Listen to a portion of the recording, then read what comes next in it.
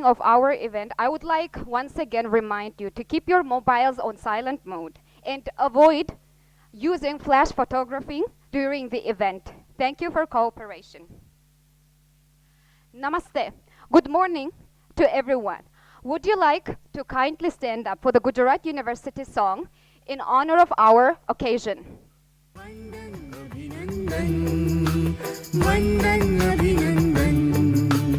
वंदन अभिनंदन वंदन अभिनंदन गुजरात यूनिवर्सिटी आपणी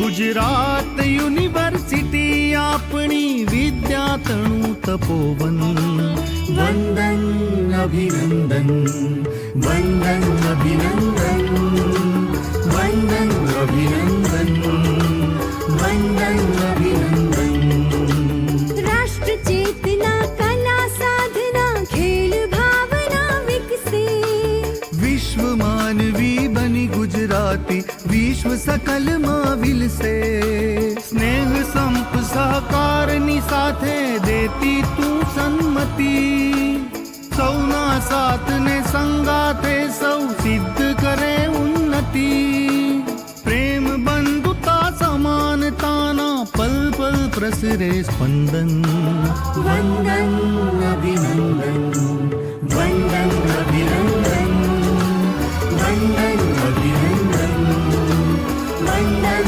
अभिनंदन वंदन अभिनंदन वंदन अभिनंदन वंदन अभिनंदन।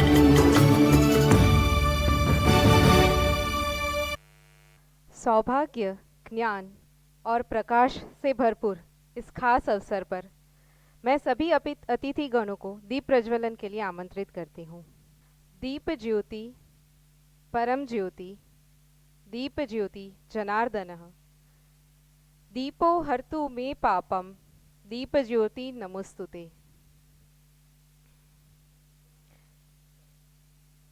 शुभम करोतु कल्याणम आरोग्यम सुख संपदम द्वेष बुद्धि विनाशाय आत्मज्योति नमोस्तुते। आत्मज्योति प्रदीप्ताय ब्रह्म ज्योति नमोस्तुते। ब्रह्म ज्योति प्रदीप्ताय गुरु ज्योति नमोस्तुते।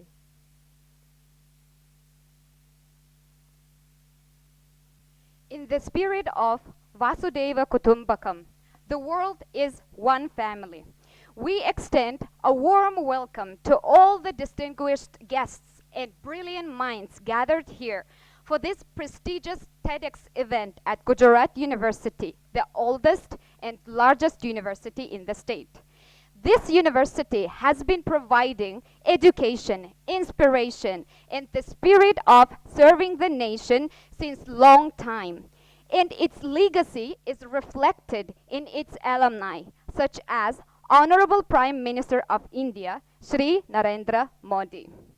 In the recent years, this university has also started imparting valuable education in diverse fields to foreign students through Indian government's Indian Council for Cultural Relations initiative. And this way, Gujarat University is leaving its imprints not only in Indian minds, but young generation across globe. I am Akmengleho Modava from Turkmenistan, a final year MBA student of Indian Institute of Sustainability. And it's my distinct pleasure to stand before you today to initiate this journey of inspiration. As we embark on this momentous occasion, let's kindly request the Honorable Vice Chancellor of the Gujarat University, Dr. Nirja Gupta, to formally inaugurate the event and set the tone of the gathering. We are honored by your presence, ma'am.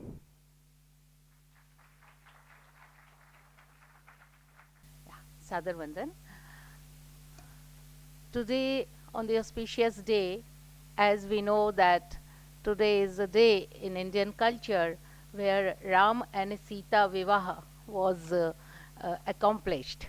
So we take it as a very auspicious day, and when the entire Bharat is Ramamay, this entire year going to be, So we actually celebrate all the energies, all those connects which actually bring us together by Manasa Vacha Karmana.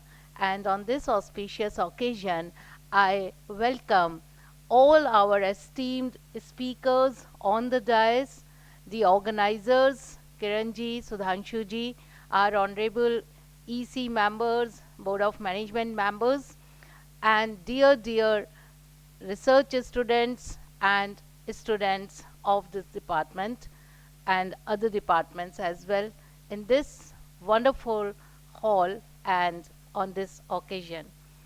Primarily, I would like to welcome Dr. Gajanan Dange, Professor Vivek Suneja, Mr. Arun Mahesh Babuji, Mr. S.B. Dangyanji, Shri Naman Singhalji, Shri Ankur Agrawalji. All of you are here as our esteemed speakers for the day. They are very, what we can say, authentically given away for this subject. And I'm so happy that all of them have accepted for these interactions and these specialized talks in TEDx, which is happening for the first time, I think, in entire Gujarat. So it's a precious moment. I'm not giving a long welcome speech. For me, their coming to Gujarat University is itself an auspicious occasion. So along with my faculty members, our researchers, students, from all of them, on behalf of them, I welcome you all on this TEDx event. Thank you for coming. Thank you so much. Thank you, ma'am. Ladies and gentlemen, now we are delighted to announce a prestigious felicitation ceremony where we will have the honors of gifting our distinguished guests with a remarkable book authored by the esteemed Vice Chancellor of Gujarat University, Dr. Nirja Gupta. The book, titled Struggle for Freedom and Indian Diaspora, encapsulates profound insights into our shared history and journey. First of all, I would like to kindly urge Mr. Kiran Singh Rajput to step up to the podium and extend his congratulations to our esteemed Vice Chancellor, Dr. Nirja Gupta.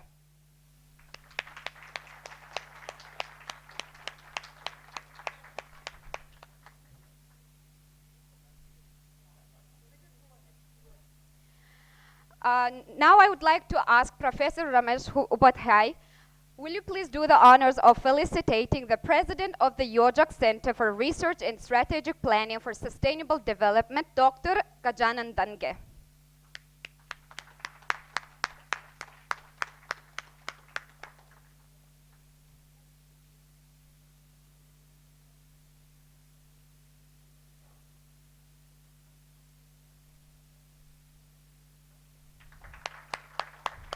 I hereby humbly ask Mr. Sudhanshu Jangir to bestow upon Professor Vivek Suneja, the Dean of the North Campus of the Faculty of Management Studies at the University of Delhi.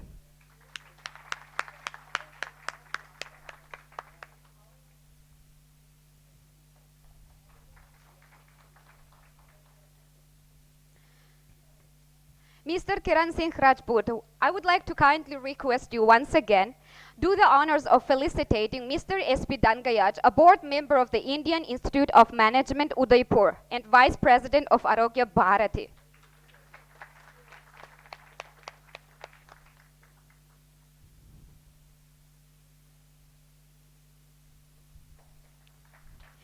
Together, let's invite Professor Ramesh Upadhyay onto the stage once again to extend congratulations to Mr. Naman Singhal, Head of the Innovation and Entrepreneurship Department in Indian School of Business.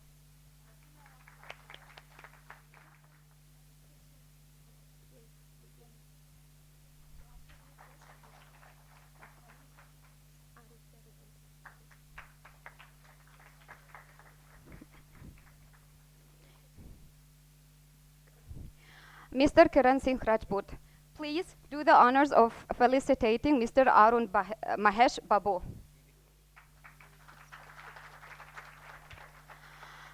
Bharati ma'am, I would like to ask you to felicitate Mr. Ankur Agarwal, the founder of Medcart.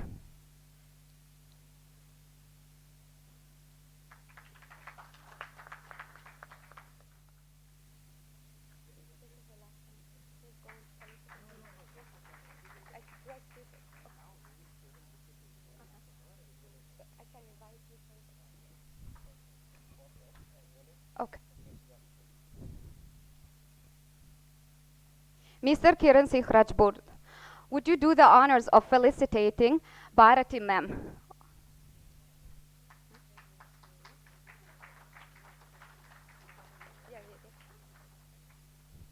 Mr. Sudhanshu Jangir, sir, would you please do the honors of felicitating Vidya ma'am?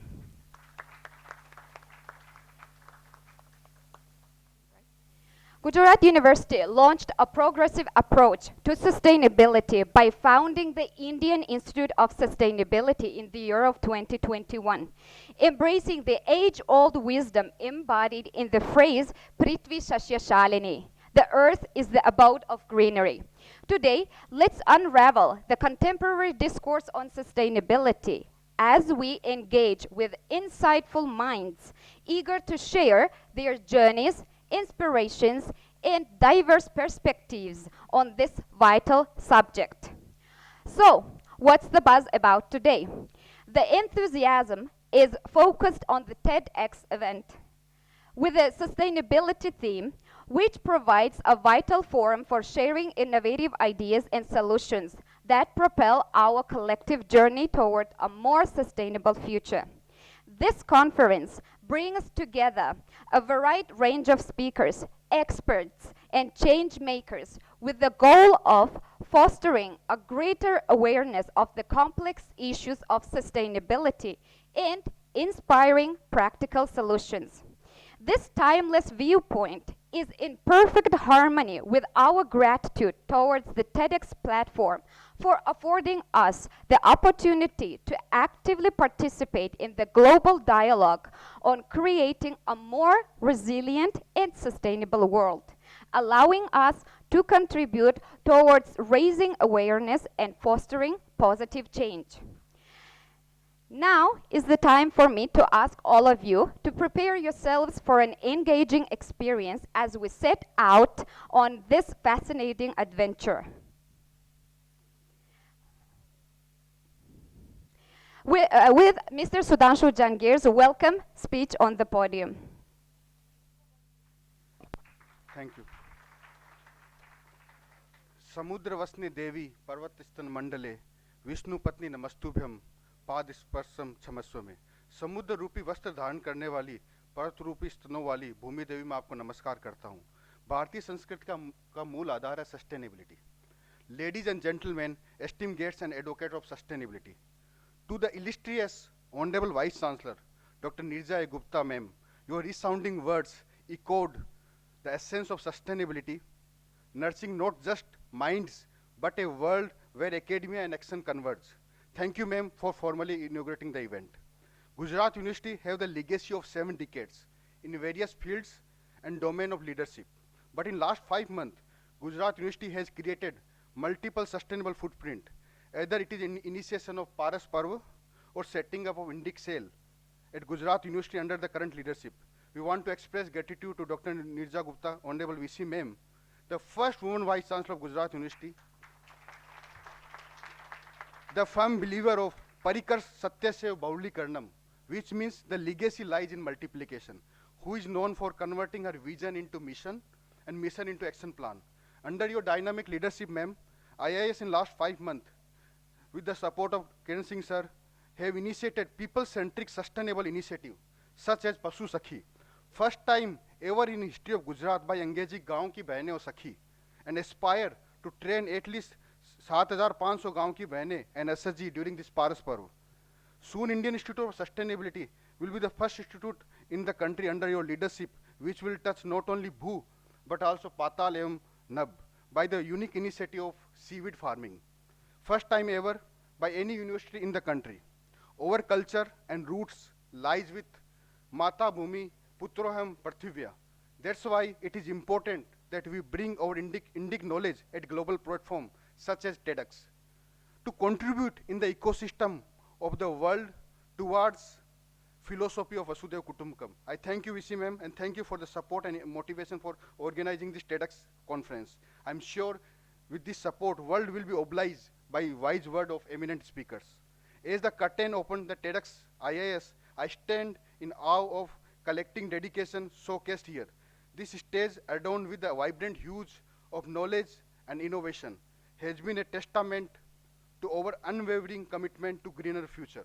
Our distinguished speakers, each in a beacon in their field, painted a canvas of hope and change, specifically institutions such as IIM Ahmedabad, IIM Lucknow, IIM Kolkata, Indian School of Business, Indian Institute of Foreign Trade, Faculty of Management Studies, New Delhi, 6 top schools of the country, and even from the prestigious services, Indian Institute of Services, IAS. I also thank Professor Vivek Suneja, Dean, Faculty of Management Studies, University of Delhi, and former Pro Vice Chancellor, DU, for his presence. A champion of policy, business, and sustainability. Sir, thank you very much for flying from Delhi to attend this event. Students, let's put hands together for my guru and philosopher. I also thank Mr. Arun Mahesh Babu, sir, who is the Managing Director of Gujarat Power Corporation Limited. We are thrilled to unveil an exceptional leader blending 15 years of government as well as private services, sir. He belonged to IAS base 2013 and served as a collector Gujarat as well. Let's put hands together for him as well. I also thank Mr. S.B. Dangyat, distinguished alumnus of IIM Ahmedabad with 45 years in corporate world in leadership positions, member of founding team of Vibrant Gujarat, more importantly, an index center of think tank, driving force of Subh Labh concept of sustainability. Let's also put hand together for him, for my mentor as well. I also thank Mr. Namal Singhal, IIM Kolkata alumnus, having experience with Niti Aayog, currently working as a CEO, AIC Indian School of Business, true master of alliance and strategy. Thank you, my friend, for flying from Chandigarh just for this event. Thank you very much. Let's put hand together for him. I also thank Mr. Ankur Agarwal, founder of Medcard Pharmacy, alumnus of Indian Institute of Management, Lucknow, brand ambassador of generic medicine. His startup Medcard, with a monthly clientele exceeding 1 lakh clients with the 100 crore plus turnover. Let's put hand together for him. Sir, we are sure that the student will be very vibrant from you. I also thank Professor Jaideep Mukherjee, head of Indian Institute of Foreign Trade, IIFT Gandhinagar, who will join us later, a distinguished economist and academic luminary for his practitioner approach.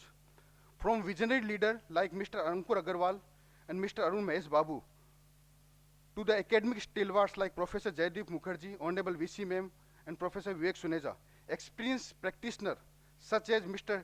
S.B. Dangyat and Dr. Gajanan Dange and Mr. Naman Singhal, your insight and dedication have sown seed of inspiration in everywhere attendees' heart. I also would like to thank Climate Change Department, Government of Gujarat, who has been very supportive to us for organizing this event. I also thank Registrar Sir, Honorable BO members, specifically Bharati Ma'am and Vidya Ma'am, they are here. Honorable EC members, Academic Council member for evergreen support. I also want to thank Dr. Kiran Singh Rajput sir, whose regular guidance gives me the path of continuous improvement and work selflessly towards our goal. Thank you very much, sir.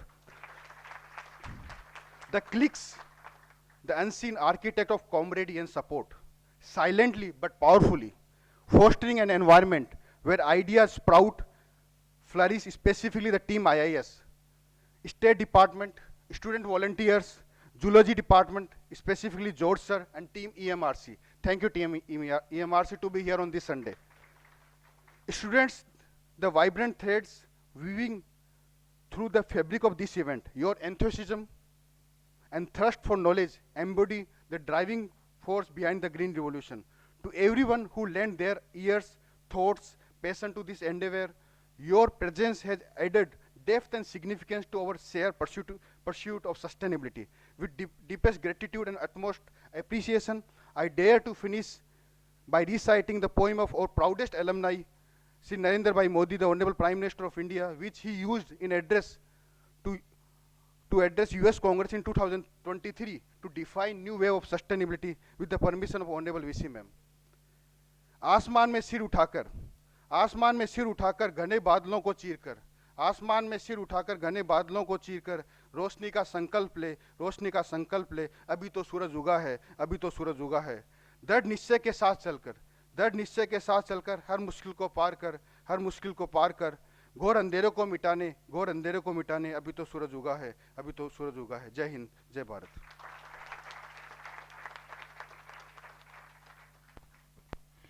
As you may have already observed, this event is not a one-person show. It's a symphony of efforts by a lot of institutions getting together.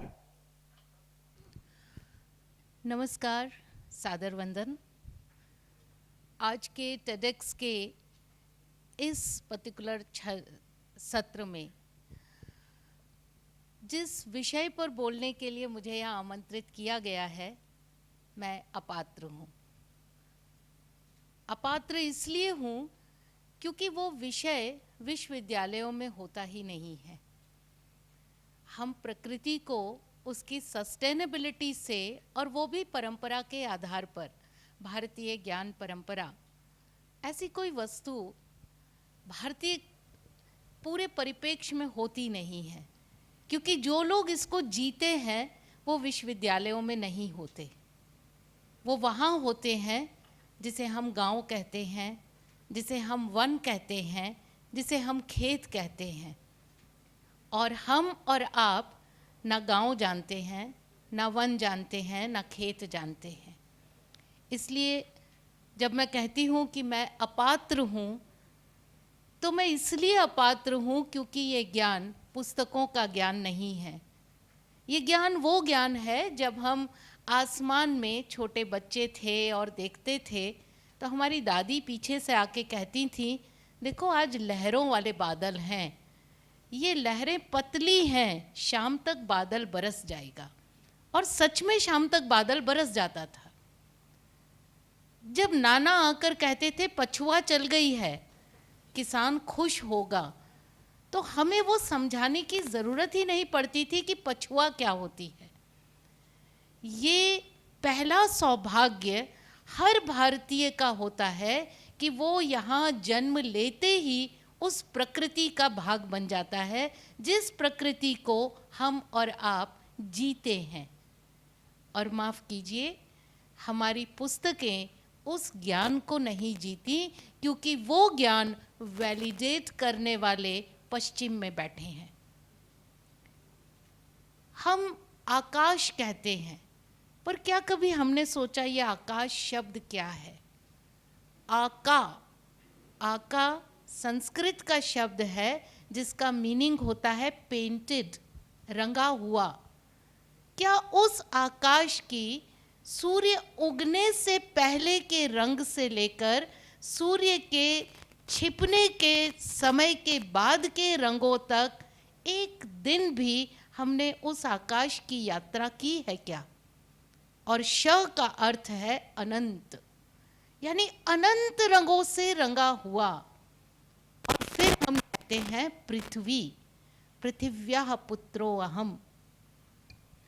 5 तत्व हैं और उन 5 तत्व को हम कहते हैं प्रकृति। और मुझे 9 भारतीय भाषाएं और 2 विदेशी भाषाएं आती हैं। कम से कम इन 11 भाषाओं का सूत्र मैं ले सकती हूँ कि जो नेचर, प्रकृति के विषय में कहा जाता है, वो शब्द एक ही है, चाहे हम मनुष्य की प्रकृति की बात करें और चाहे हम बाह्य प्रकृति की बात करें। भारतीय भाषाओं में वो शब्द है प्रकृति, बाह्य प्रकृति या मनुष्य की प्रकृति। अंग्रेजी में वो शब्द है नेचर, ह्यूमन नेचर या आउटर नेचर। उर्दू में वो शब्द है कुदरत, इंसानी कुदरत या बाहर की कुदरत। कोई 2 शब्द है ही नहीं। और उसका मुख्य कारण ये है कि जो 5 तत्व हैं, हम भी उन्हीं 5 तत्वों से बने हैं। हमसे वो 5 तत्व अलग नहीं है।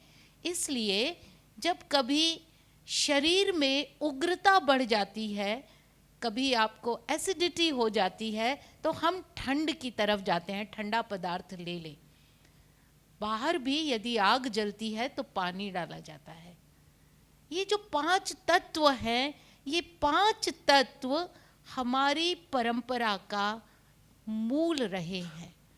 और इन 5 तत्वों का किसी ने वेदों में उल्लेख किया तो इसलिए नहीं किया क्योंकि उन्हें चक्षु से ये दृष्टिगोचर होते थे, बल्कि वैज्ञानिक रूप से डिसेक्शन करके अल्टीमेटली इस सत्य पर पहुंचे कि तत्व 5 ही हैं, उनकी प्रकृति 5 ही है, और वो तत्व ही एक मनुष्य को या जीव को या प्राणी को बनाते हैं। इन 5 तत्वों में यदि ऊपर नीचे कोई भाव आता है तो वो भाव आता है चित्त के कारण। आपने सुना होगा सत्य, चित्त और आनंद, केंद्र में चित्त है। चित्त में उथल पुथल होती है तो सत्य और आनंद भी ऊपर नीचे होने लगते हैं। और चित्त बहुत चंचल होता है। चित्त के चंचल होने के कारण ही प्रकृति के तत्वों में भी चंचलता आती है, और वो चंचलता हमें एक तरफ अनिश्चितता की तरफ ले जाती है। बहुत गूढ़ विज्ञान है, गूढ़ता से कहा गया है। 4 वेद लिखे गए, उपवेद लिखे गए, वेदांग लिखे गए, उपनिषद आए, महाभाष्य आए, महाकाव्य आए। हर बार ज्ञान एक सीढ़ी नीचे उतरा क्योंकि मनुष्य ने अपना स्तर एक सीढ़ी नीचे किया। तो जो लोग वैदिक ज्ञान को समझ सकते थे वहाँ वेदों की भाषा में बताया गया। आज हम और आप बातचीत की भाषा में उसी वेदों की भाषा का ज्ञान समझने की कोशिश कर रहे हैं। बात वही है, वेदों ने भी यही कहा, पृथ्वीर शांति, आपः शांति, औषधयः शांति। शांति की बात कर रहे हैं। शांति क्या है? क्या युद्ध का ना होना ही शांति है, या संयोजन होना शांति है? Absence of war is not peace. Peace is when there is harmony. Peace is when there is symphony. But amidst what? किसके बीच में? वो शांति चित्त में भी है और बाहर भी है तो ही शांति है। और इसके लिए हमारे कवि 2 महाकाव्य लिख गए जो निरंतर हैं, बिल्कुल काल विहीन है। हम जानते हैं 3 तरह का साहित्य होता है, एक तात्कालिक, एक सामयिक और एक कालजयी। ये कालजयी काव्य हैं। क्या इनका पर्पस है? बहुत बार आप जैसे बच्चे, बहुत मूर्धन्य विद्वान चर्चा करते हैं, बात करते हैं कि आपका तो कोई धर्म ग्रंथ ही नहीं है, और हम चारों तरफ देखते हैं और कहते हैं वाकई क्रिश्चियन कहते हैं हमारे पास बाइबल है, इस्लाम कहता है हमारे पास कुरान है, हम कहते हैं हमारी कोई किताब, कोई पुस्तक, कोई ग्रंथ हमारे लिए धर्म का रूप नहीं लेती। क्यों? क्योंकि वो ज्ञान ग्रंथ है। क्या फर्क है दोनों में? ज्ञान ग्रंथ पर विवेचना हो सकती है, डिस्कोर्स हो सकता है, बातचीत हो सकती है, उसकी कुछ बातों को बदलकर पुनः लिख सकते हैं, पुनरावृत्ति हो सकती है, नाट्य बन सकते हैं, आख्यान बन सकते हैं, कहानियां बन सकती हैं। लेकिन धर्म ग्रंथ जैसा है वैसा ही अंगीकार किया जाता है। उसके ऊपर चर्चा करना, बात करना, भाष्य करना अनुमति नहीं है। ये बात इसलिए समझनी जरूरी है कि ये जो यात्रा है पृथ्वी को संरक्षित रखने की, ये चर्चाओं से ही संभव है, ये डिस्कोर्स से ही संभव है। हम नवरात्रि मनाते हैं तो उस नवरात्रि को शक्ति का पर्व क्यों कहते हैं ये समझना पड़ेगा, तभी समझ पाएंगे कि भारत की 32% की जीडीपी क्यों थी, जिसका विश्व में योगदान था। नवरात्रि में हम घड़ा लाते हैं, घड़े में छेद करते हैं, धरती की मिट्टी डालते हैं, थोड़ा पानी डालते हैं और फिर बीज बोते हैं, उसके ऊपर अखंड दीपक जलाते हैं, यानी आर्टिफिशियली हम वो टेम्परेचर क्रिएट कर रहे हैं जो बीज बोते हुए धरती के नीचे एक बीज को मिलता है। 10 दिन तक अपने घर में रखते हैं और देखते हैं हर दिन थोड़ा थोड़ा पानी डाल के कि इसका 9 रता कितना बना। 9 रता 9 रातों तक बनने वाला। और 10वें दिन हम उसको देख लेते हैं कितनी उसमें उगने की क्षमता है। 10वें दिन वो घड़ा उठाते हैं, मंदिर में दे आते हैं। जो घर में कर रहे थे वो इंडिजिनस सॉइल टेस्टिंग कर रहे थे। जब हम मंदिर पहुंचे तो वो हमारा डाटा कलेक्शन सेंटर होता है। इस गांव से आए हुए घड़ों में इतना उगा है, इसमें नहीं उगा, इसमें कम उगा, और वो रिपोर्ट राजा के पास जाती है। राजा साल में 2 बार, जिसे वो नया वर्ष घोषित करता है, एक बार चैत्र में, एक बार दीपावली पर। वो नया वर्ष उत्साह में नहीं करता, वो अर्थशास्त्रीय नया वर्ष है, क्योंकि वो 2 बार अपने टैक्सेशन को रिवाइज करता है। किसके बेसिस पे? उस घड़े में बोए हुए बीज पर जो मैंने और आपने घर में बोया है। ये प्रकृति का संरक्षण है। मेरे हाथ में पैसा होता है और जब मैं कुएं के पास, नदी के पास, नहर के ऊपर से प्रसार कर रही हूँ तो सहज ही वो पैसे का सिक्का मैं उछाल के जल को अर्पण करती हूँ। मैं क्या कर रही हूँ? आप सब करते होंगे। आपकी उम्र में शायद आप इधर उधर देख के करते होंगे कि कोई देख तो नहीं रहा। मेरी दादी सिर से लगाकर फेंकती थी। एक छोटा बच्चा उत्साह में फेंकता है कि देखें कितनी दूर जाता है, पर करते सब हैं, क्योंकि कभी किसी गुरु ने आश्रम में, वन में, गुरुकुल में ये रिसर्च की कि कुछ मेटल्स में वाटर क्लीनिंग ऑब्जेक्ट्स होते हैं। सोना, चांदी, तांबा, इनमें पानी को साफ करने के गुण होते हैं। सिक्के सोने और चांदी और तांबे के बनते थे। तो जो सिक्का बनता था उतने सब सिक्कों में से एक हम जल में डालते थे, क्योंकि मेरा कर्तव्य है कि इतना पानी अगर मैं प्रयोग कर रही हूँ तो इतना पानी मैं साफ भी कर सकूं। ये हमारा इकोलॉजिकल दायित्व है। इसे समझाना नहीं पड़ा। मैंने और आपने साइंस के फॉर्मूले नहीं पढ़े, पर मेरा विज्ञान मेरी परंपरा में इतना बिंधा हुआ है कि मुझे बिना समझे ही उस विज्ञान को जीने की आदत है। हम प्राकृतिक रूप से चलने वाले लोग हैं। इसीलिए मैंने कहा मैं इस वैज्ञानिक विषय पर बोलने के लिए अपात्र हूँ, क्योंकि मुझे कुछ नहीं आता। और भारत में जिसे कुछ नहीं आता वही विज्ञान को जीता है। हमारे 2 महाकाव्य, पहला महाकाव्य रामायण, मर्यादा पुरुषोत्तम ऐसा विशेषण दिया राम को। किसकी मर्यादा? तो वो मर्यादा 3 तरह के जीवन में बताई। एक नगरी जीवन जिसमें अयोध्या थी, एक वन जीवन जिसमें सन्यासी रहते हैं, ऋषि रहते हैं, और एक राक्षसी जीवन जिसमें राक्षस रहते हैं। लेकिन इन सब में नर जीवन, वानर जीवन और दानव जीवन, ये 3 तरह की संस्कृतियां बताते हैं और बताते हैं कि मर्यादा कितनी आवश्यक है। आज भी आप लोग तो हिंदी फिल्में देखते होंगे, आज भी हिंदी फिल्मों की स्टोरी रामायण पर ही लिखी जाती है। एक हीरो होता है, एक हीरोइन होती है, एक विलेन होता है। हीरो विलेन को मार देता है। रामायण के अलावा कोई कथानक ही नहीं है हमारे। विलेन को मरना ही है। विलेन कौन है? जो पर्यावरण का नाश करता है। विलेन वो है जो इकोसिस्टम को हटाता है, प्रकृति के विरुद्ध जाकर कोई और कृत्य करता है, वही विलेन है। आज हमारे बीच में हम सब के अंदर विलेन उग रहा है, क्योंकि हम मर्यादाओं से दूर भाग रहे हैं।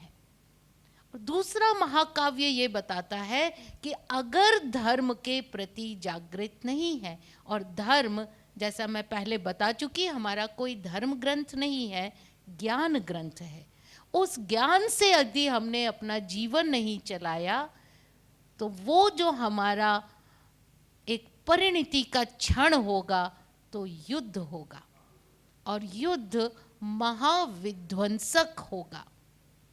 पूरी महाभारत एक ही विज्ञान से शुरू होती है और उस विज्ञान का नाम है एम्ब्रियोलॉजी। सिर्फ एम्ब्रियोलॉजी से शुरू हुई है। कुंती जिस तरह से 5 पांडवों को माद्री के साथ जन्म देती है उसे आज हम आर्टिफिशियल इंसेमिनेशन कहते हैं। क्लोनिंग के साथ कौरव जन्म लेते हैं, जबकि पश्चिम ने इस विज्ञान को 1915 में पहला स्वरूप दिया।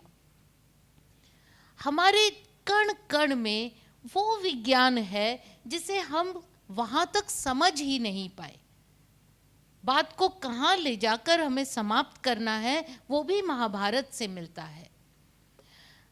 जब हम 5 तत्वों की बात करते हैं तो हमारे बहुत सारे चरित्र उसमें आते हैं और हमारी स्त्री चरित्रों पर बहुत सारे प्रश्न खड़े होते हैं। खासकर कुंती और द्रौपदी पर जिस तरह के प्रश्न खड़े होते हैं। कुंती द्योतक है कि 5 तत्वों से जन्म कैसे हो सकता है।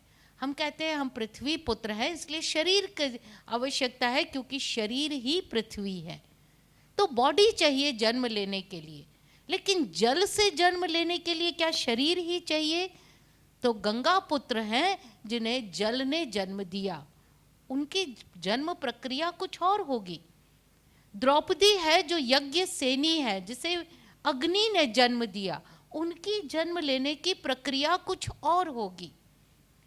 वायु पुत्र हैं जिन्हें वायु ने जन्म दिया, हनुमान हम सबको जानते हैं। हम अलग अलग तत्व, आकाश से नकुल और सहदेव उत्पन्न हुए।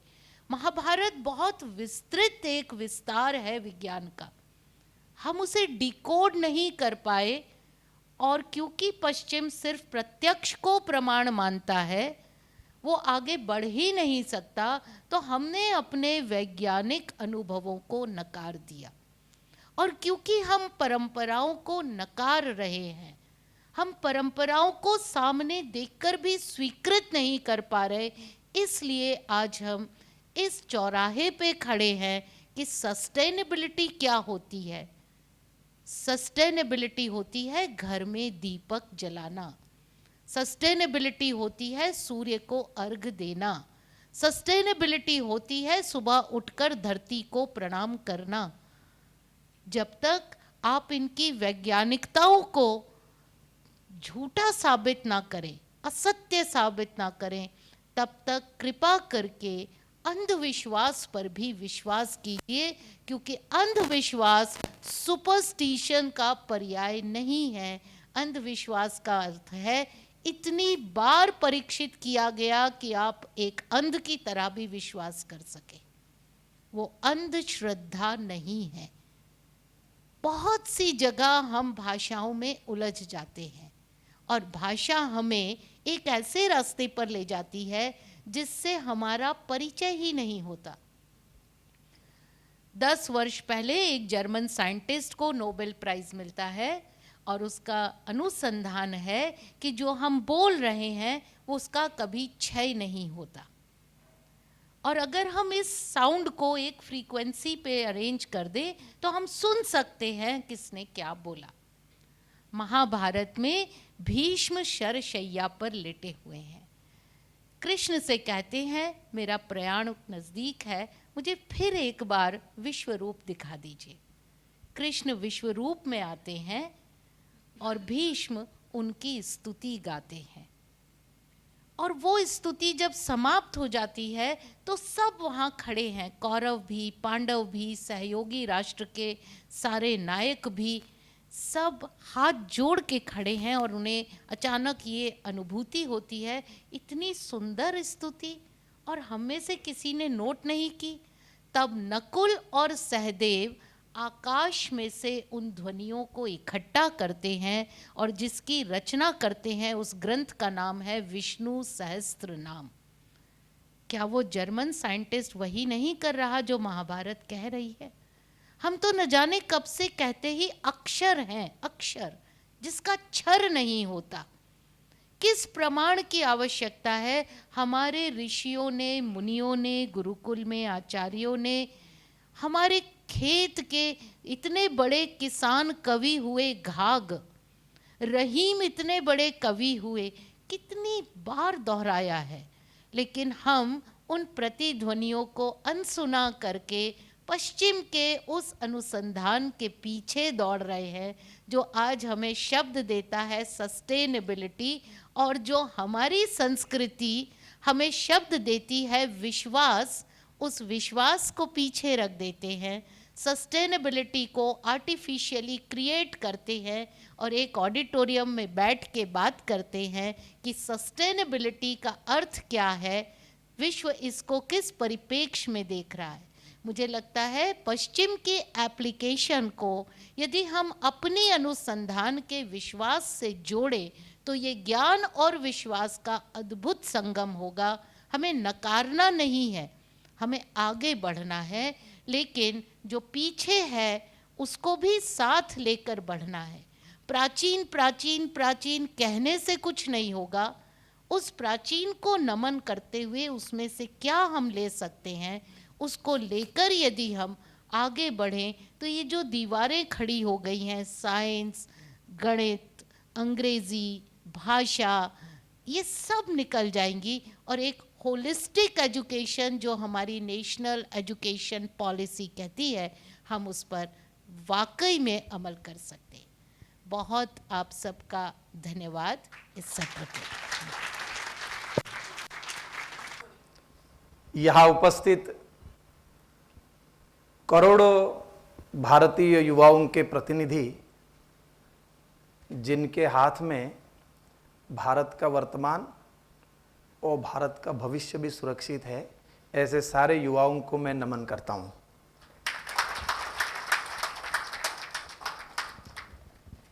मैं मूलतः पशु वैद्यक हूँ। धीरे धीरे गांव के साथ जुड़कर कुछ विकास का काम सीखना प्रारंभ किया, कुछ प्रयोग करना प्रारंभ किया। वो प्रयोग करते करते करते मैं कुछ संस्थाओं से जुड़ा।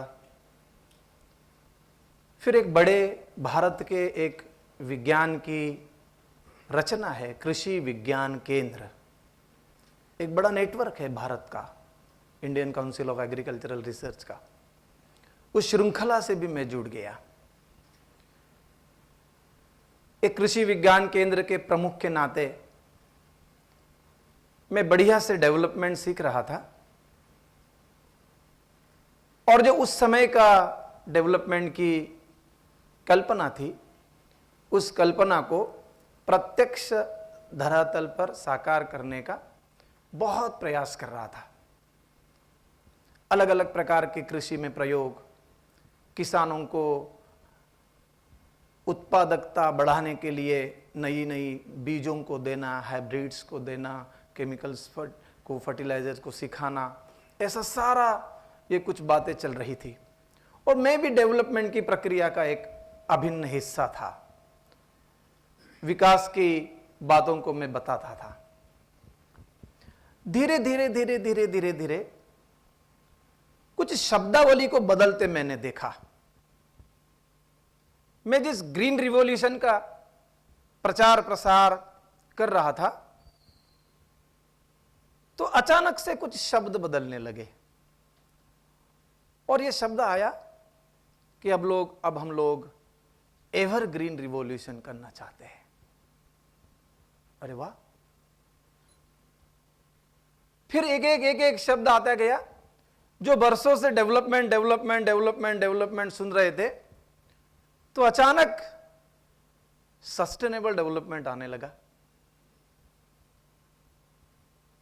जो मैं वाटर का कलर पहले ब्लू जानता था, अचानक ग्रीन आने लगा, और सभी तरफ चर्चा में आने लगा green building, green architecture, green traffic, green colour, green water, grey water. ये तो कभी सुना ही नहीं था।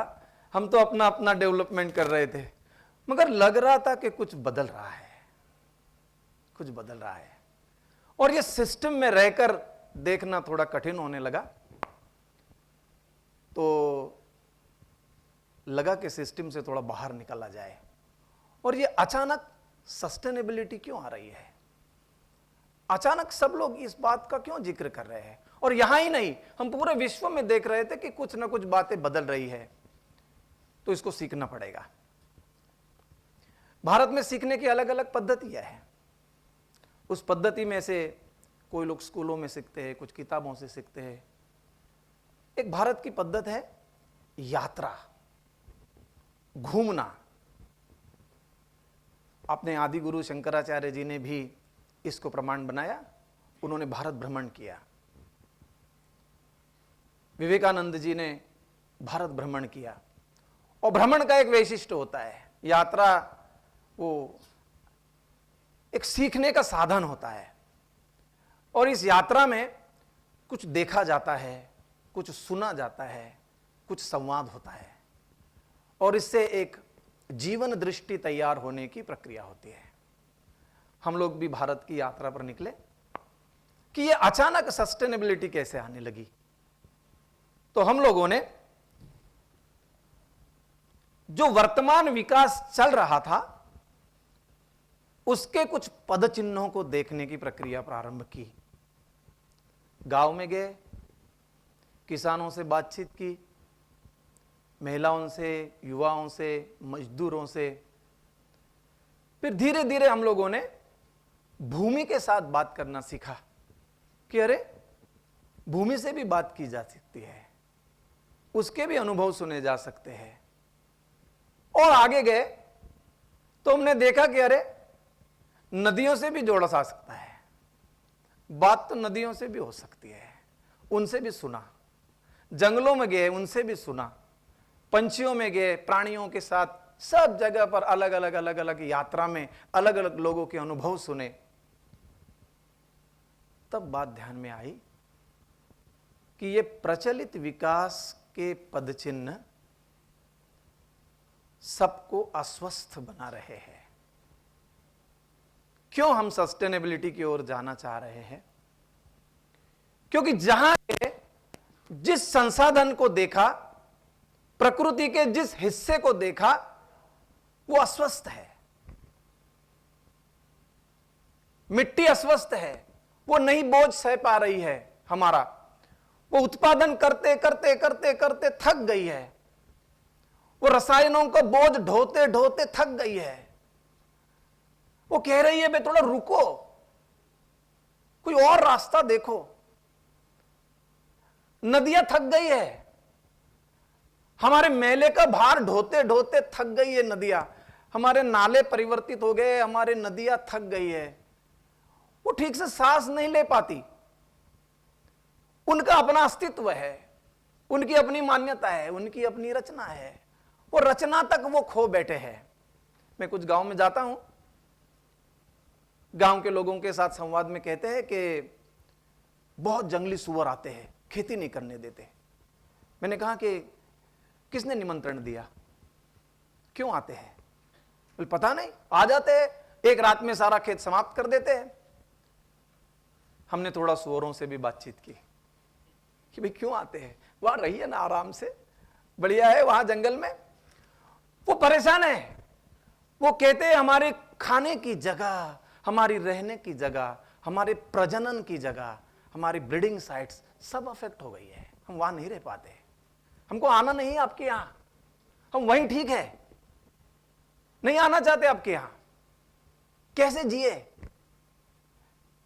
हम तट पर गए, तट के लोगों से बातचीत की। मछलियां परेशान है। हम पहले कभी छोटी मछलियां पकड़ते नहीं थे, हमारे नेट की साइज बहुत बड़ी थी, ऐसा वहां के बुजुर्गों ने कहा। अब हम लोग छोटी मछलियों को भी पकड़ लेते हैं। तो इस प्रकार से ये विकास के जो पदचिन्ह है, इसका सबने अत्यंत गहराई से अध्ययन करना चाहिए, जो हम यात्रा में सीखते गए।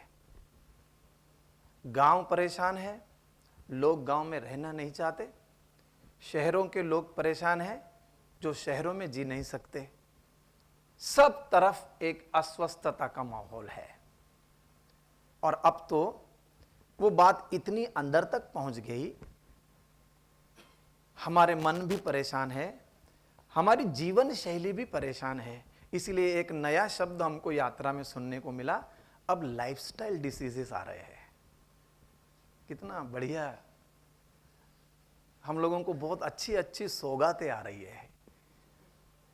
तो ये जो विकास के पदचिन्ह है, इसको हम लोगों ने भली भांति देखने का प्रयास किया और तब जाकर के सस्टेनेबिलिटी की बात को सोचना प्रारंभ हुआ।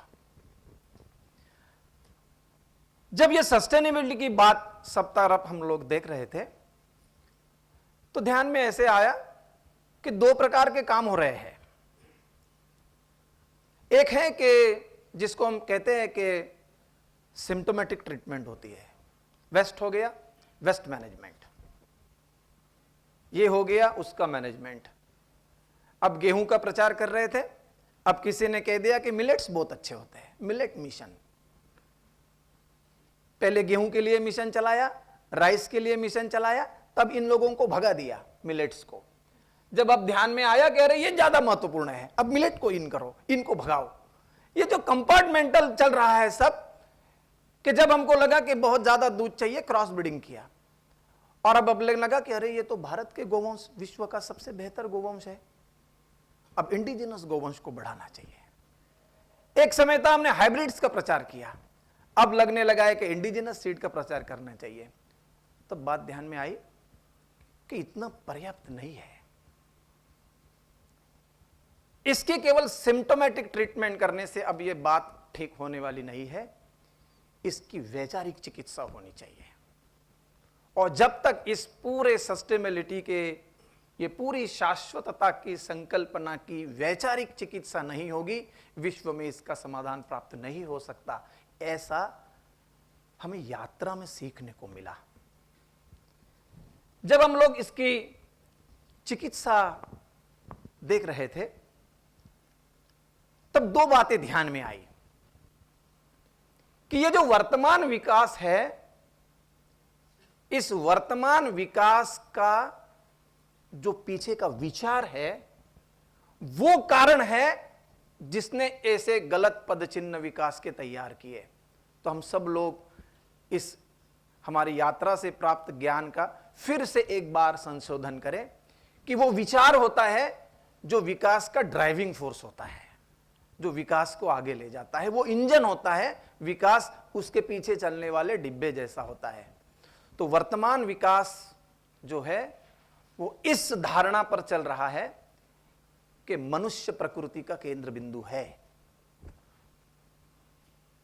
ये जो सारे संसाधन है वो जैसे चाहे अपने उपभोग के लिए इस्तेमाल कर सकता है, इस सोच के आधार पर वर्तमान विकास की प्रक्रिया चल रही है। और ये मनुष्य है, इसकी सुख की कल्पना निरंतर बदलती रहती है और हम इसकी जो अपेक्षाएं हैं, आकांक्षाएं हैं, उसको निरंतर वृद्धि करते रहेंगे, निरंतर बढ़ाते रहेंगे इसकी अपेक्षाओं को, और उसकी अपेक्षाओं की पूर्ति करने के लिए हम लोग संसाधनों का शोषण करते रहेंगे। इसको कहेंगे मार्केट ड्रिवन अप्रोच। बहुत सुंदर शब्द है इनके, बहुत बढ़िया से है उसका। तो ये जो मार्केट लेड इकोनॉमी, मैं गांव में गया था, बड़ा नया शब्द लोगों ने बताया। उन्होंने कहा जो बिकेगा वो पिकेगा। अरे वाह, बोले इसको क्या कहते हैं? तो गांव के लोग भी अंग्रेजी भाषा सीख गए, वो कहते हैं इसको मार्केट ड्रिवन एग्रीकल्चर कहते हैं। तो मैंने बोला भाई आपके पास तो गन्ने के लिए जमीन नहीं है, ये आपकी जमीन तो मिलेट्स के लिए है, तो गन्ना कैसा लगाएंगे? वो कहते वो बाद में देखेंगे, वो सब्सिडी से कर लेंगे। ये तो जो बिकेगा वही गांव में पिकेगा। वाह! तो इस प्रकार की बातों को लेकर ये जो विचार की प्रक्रिया है कि मानव इसका केंद्र बिंदु है, इस बात को भारत ने कभी स्वीकार नहीं किया है। भारत की अपनी एक दृष्टि है। भारत का मानना है कि मनुष्य इसका केंद्र बिंदु नहीं है। हम लोग प्रकृति में उपस्थित सभी जो भी विद्यमान बातें हैं, उन सब में एक तत्व का आविष्कार देखने की प्रक्रिया करते हैं। जलचर में, नभचर में, स्थलचर में, कीटकों में, पतंगों में, पशुओं में, पंछियों में, नदियों में, वृक्षों में, सब में वही एक तत्व विराजमान है। हम अगर उसको हानि पहुंचाएंगे तो वो हम अपने आप को हानि पहुंचाएंगे। ये हमारी शाश्वतता की दृष्टि है। इसीलिए हम लोग, भारत के लोगों ने एक प्रक्रिया तैयार की कि सस्टेनेबिलिटी को, शाश्वतता को कैसे जिए। हम लोगों को पूछा गया, हमारे हजारों वर्ष पहले ऋषि मुनियों ने जब इस एक तत्व का अभ्यास करके अनुसंधान किया, तो लोगों ने पूछा कि इस एक तत्व को कैसे जिया जाए, किस मार्ग पर चले। हमारे ऋषियों ने कहा, ऋतस्य पंथः, ऋत पथ पर चलिए, ऋत पथ मत छोड़िए। ऋत पथ का अर्थ है प्रकृति के नियमों के अधीन रहकर जीवन यापन करना। जैसे आप प्रकृति के नियमों से दूर जाएंगे, वो कभी शाश्वत नहीं हो सकता। हां, उस पर आप ग्रीन लिख करके एक टॉपिंग डाल सकते हैं, एक लेबल लगा सकते हैं सस्टेनेबिलिटी का। वो शाश्वत नहीं हो सकता, वो गढ़ टिकेगा नहीं। हम लोगों को बताया गया है कि ऋत पथ पर चलिए, और इसके लिए हम लोगों को ऋत पथ पर चलने की दिशा बताई गई कि भाई आप लोग ऋत पर चलना चाहते हैं तो आप ऋतुचर्या का अवलंब करिए। जो ऋतु है, जिस प्रकार के प्रकृति में ऋतुओं की रचना है, उसके अनुसार हमने अपने जीवन को अलाइन करना है प्रकृति के साथ। उसे कहा गया ऋतुचर्या। और हमको संडे और मंडे सब समान नहीं है, ये हमारा नहीं है ऐसा।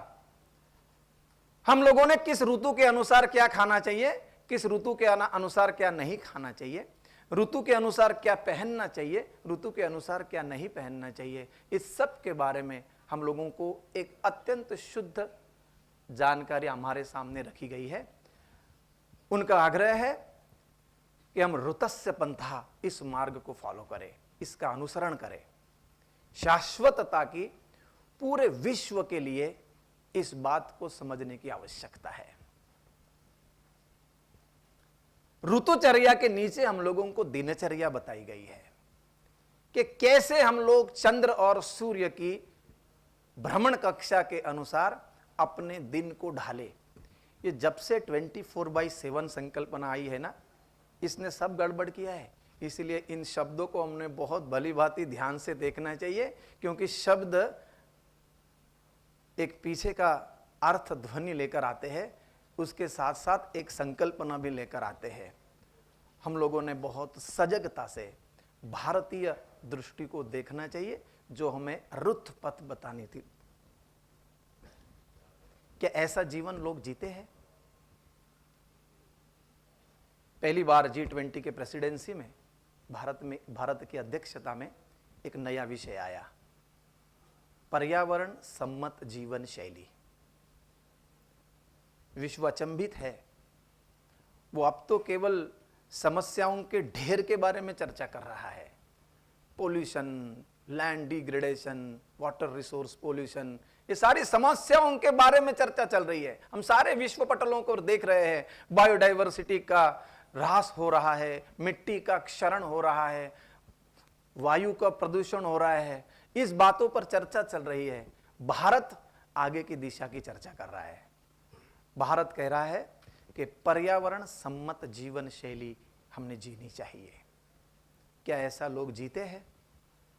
तो G20 के अंतर्गत सिविल सोसाइटी 20 द्वारा पूरे विश्व के ऐसे अनुभवों को संकलित किया गया कि हाँ, ऐसे लोग जीते भी हैं। ये हलमा नाम की परंपरा है, ये भारत के भीलों की श्रेष्ठ परंपरा है। मध्य प्रदेश के झाबुआ में लोग जीते हैं, आप YouTube पर देख सकते हैं कि अपने लिए नहीं, प्यासी धरती के लिए पुरुषार्थ के आधार पर भूमि में पानी पुनः स्थापित करना, भूगर्भ में पानी स्थापित करना। इसलिए स्वयं के पुरुषार्थ से लोग एक साथ आकर सामूहिकता से जल का दोहन करते हुए वहां पर कार्य करते हैं। हाँ, ऐसा जीते हैं। ये देवराई नाम की संकल्पना है। ये आज लोग इसका सोच रहे हैं कि जब हम लोग केवल किसी भी एग्रीकल्चरल वैरायटीज के बारे में सोचते हैं तो प्रोडक्शन और प्रोडक्टिविटी की बात करते हैं। जो ज्यादा प्रोडक्शन देता है, ज्यादा प्रोडक्टिविटी रहती है, उसी को बढ़ाएंगे। रस, स्वाद, सुगंध को पीछे छोड़ देंगे, उस बाद में देखेंगे। हमको उत्पादन चाहिए, उत्पादन चाहिए और व्यापार चाहिए। मगर इतने सदियों से हमारे लोग इस देवराई परंपरा के आधार पर अपने अपने जंगलों को बचा कर रखते हैं। वो कहते हैं कि ये चिड़ियों के घोंसले के लिए अच्छा है, ये पशुओं के लिए इसका चारा बहुत अच्छा होता है, और डाइवर्सिटी के उसके जितने भी आविष्कार है, ऐसे सभी को समाहित करके संभालने का काम हमारे भारत में सैकड़ों स्थानों के लोग कर रहे हैं। ये बीज माता है जो परंपरागत बीजों के रक्षण की बात बताती है। इनको पद्मश्री भी मिला। हाइब्रिड बीजों से शरीर पर हो रहे परिणाम को ध्यान में रखते हुए उन्होंने अपने सैकड़ों बीजों को संभाला। जब हम उनको मिले, उनको पूछा कि आपको कैसे ध्यान रहता है इतना सारा इनके गुण अवगुण बीजों के, तो वो कहती है कि किसी मां को यह बताना नहीं पड़ता है, उसको 5 पुत्र हो या 10 हो, किसमें क्या गुण है और उसमें क्या अवगुण है, उसको सब ध्यान रहता है। उसने अपने मातृ तत्व का विस्तार कर दिया और वो तो बीजों को भी जानने लगी, और बीजों में भी अच्छे बड़े बूढ़े गुणों को ध्यान में रखकर उन्होंने सर्वश्रेष्ठ बीजों को संकलित करने का काम प्रारंभ किया। हाँ, ऐसे लोग भारत में जीते हैं। ये शाश्वतता के उदाहरण है। एक नदी है नंदुरबार जिले में, छोटी है, साथ में आए, उसके ऊपर सरकार के साथ मिलकर बांध बनाए, मिलकर पानी का उपयोग किया, और जब पानी से समृद्धि आई तो बहुत बेहतर तरीके से नदी का पूजन उत्सव मनाना प्रारंभ किया।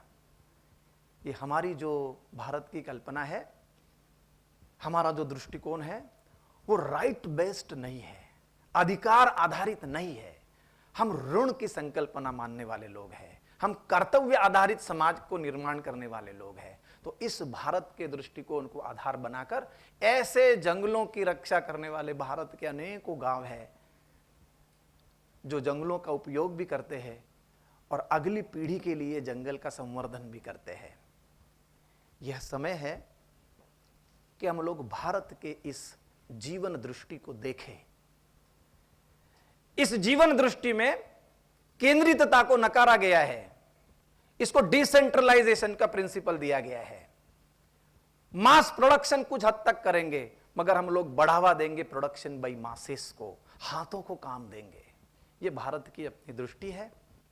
शाश्वतता के बारे में विश्व में सबसे ज्यादा भारत जानता है, इस पर विश्वास करें। हम लोग ऐसे जीवित उदाहरणों को देखें, अपना जीवन भी सुंदर करेंगे, और विश्व आज जिस प्रश्न के तलाश में इधर उधर घूम रहा है, उसका समाधान हम भारत से देंगे।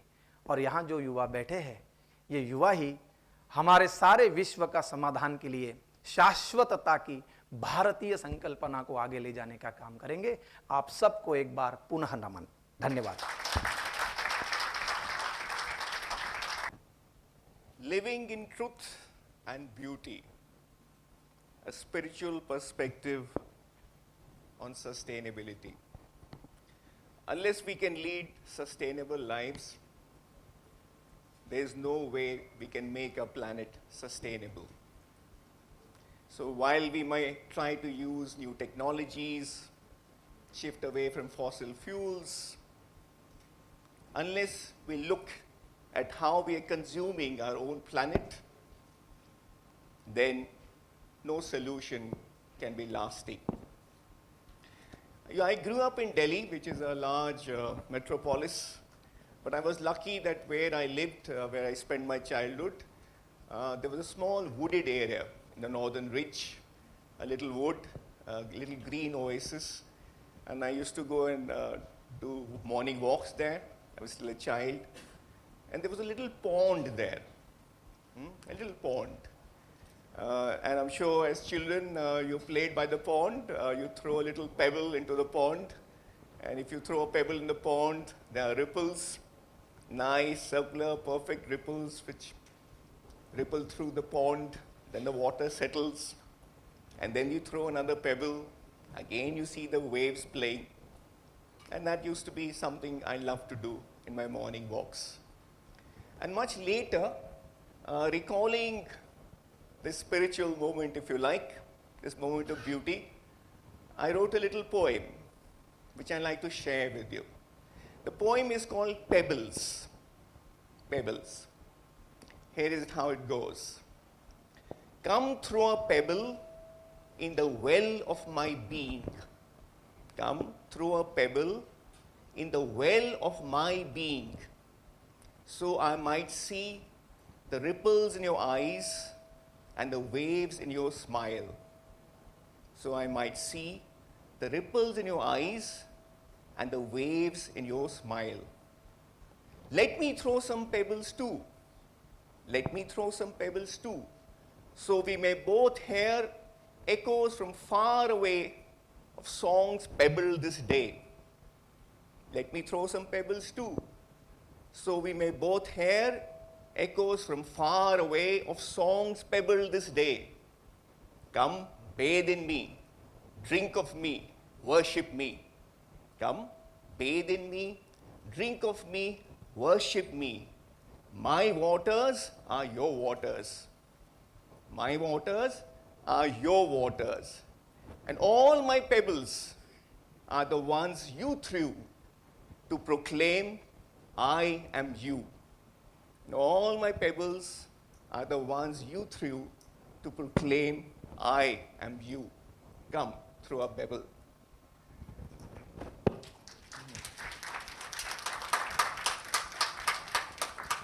In an age where we often throw stones at each other, we throw stones physically, verbally, through our glances, in our communities, can happen amongst our colleagues.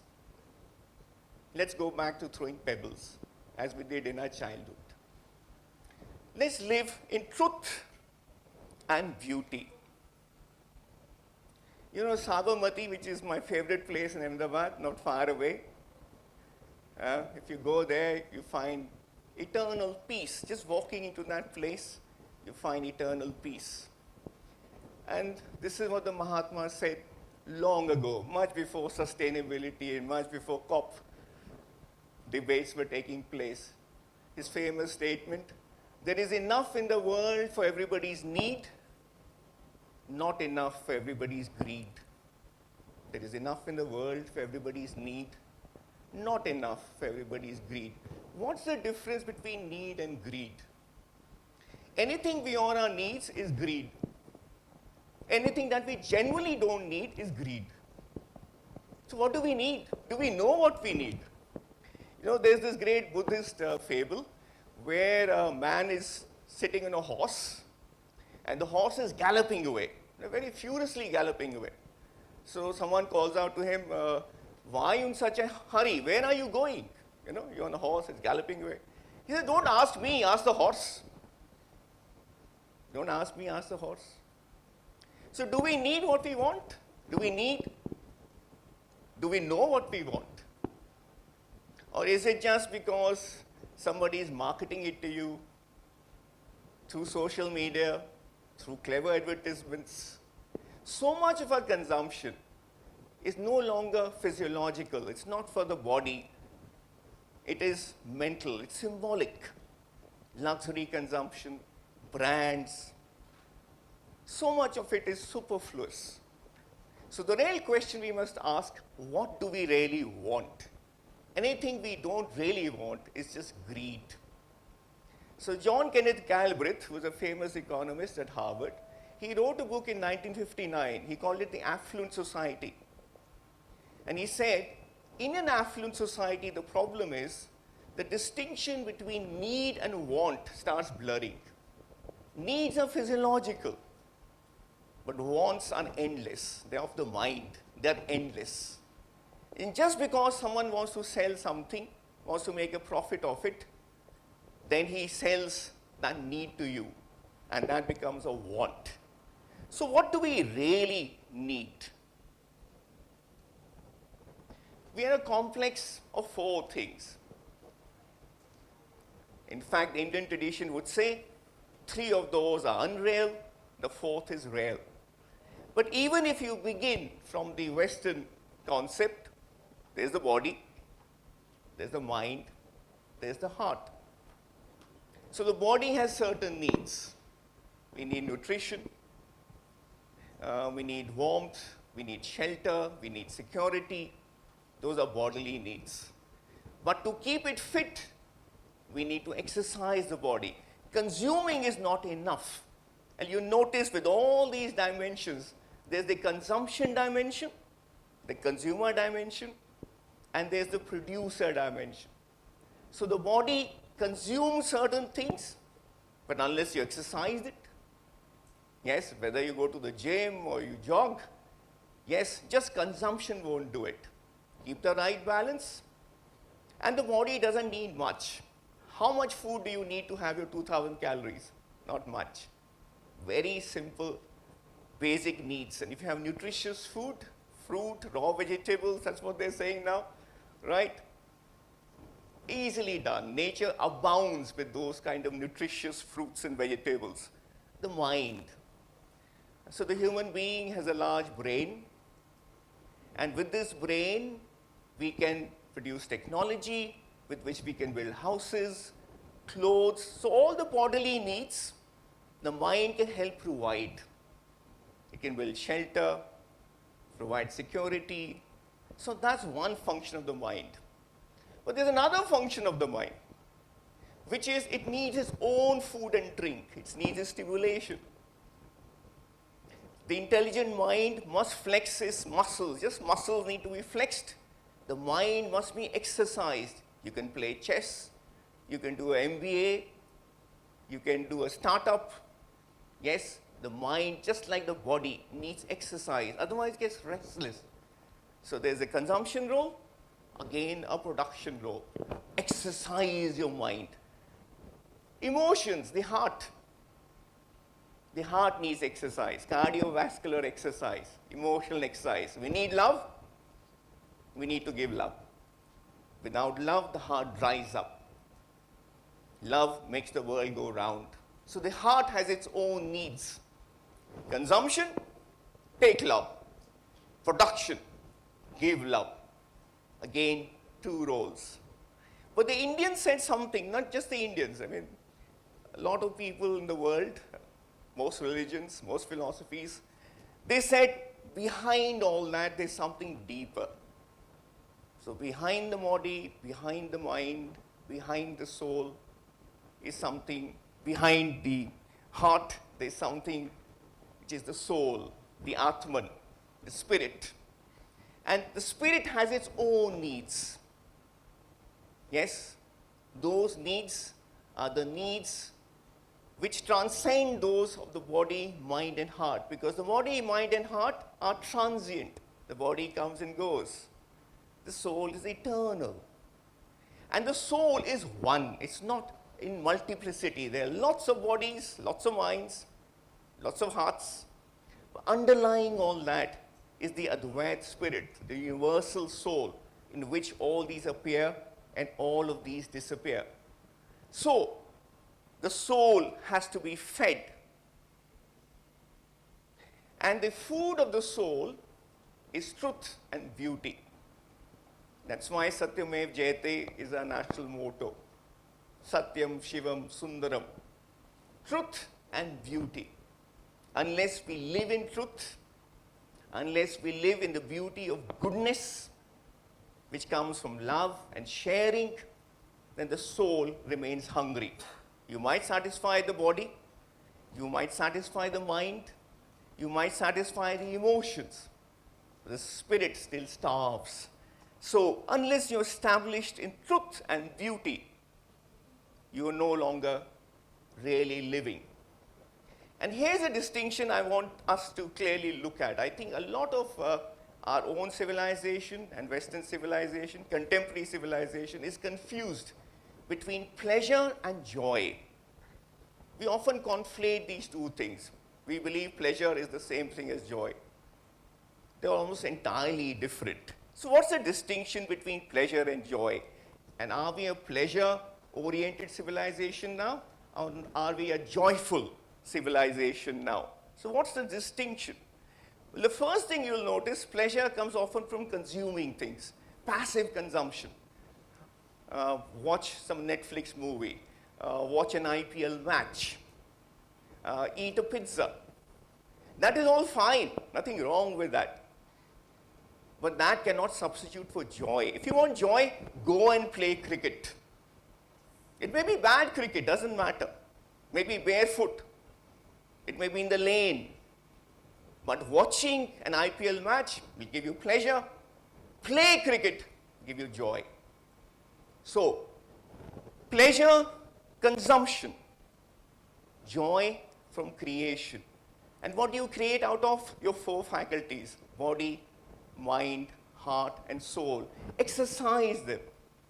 So exercise your body, exercise your mind, exercise your heart, exercise your soul. Then there's joy. Joy comes from creation. We're becoming a consumer-based society, a consumerist society. We think we can consume and be happy. We forget that most of the day, we are not there as consumers, we're there as producers. You come to the university as students. We people go to our jobs. So most of the day, we are in the role of producers, we're working.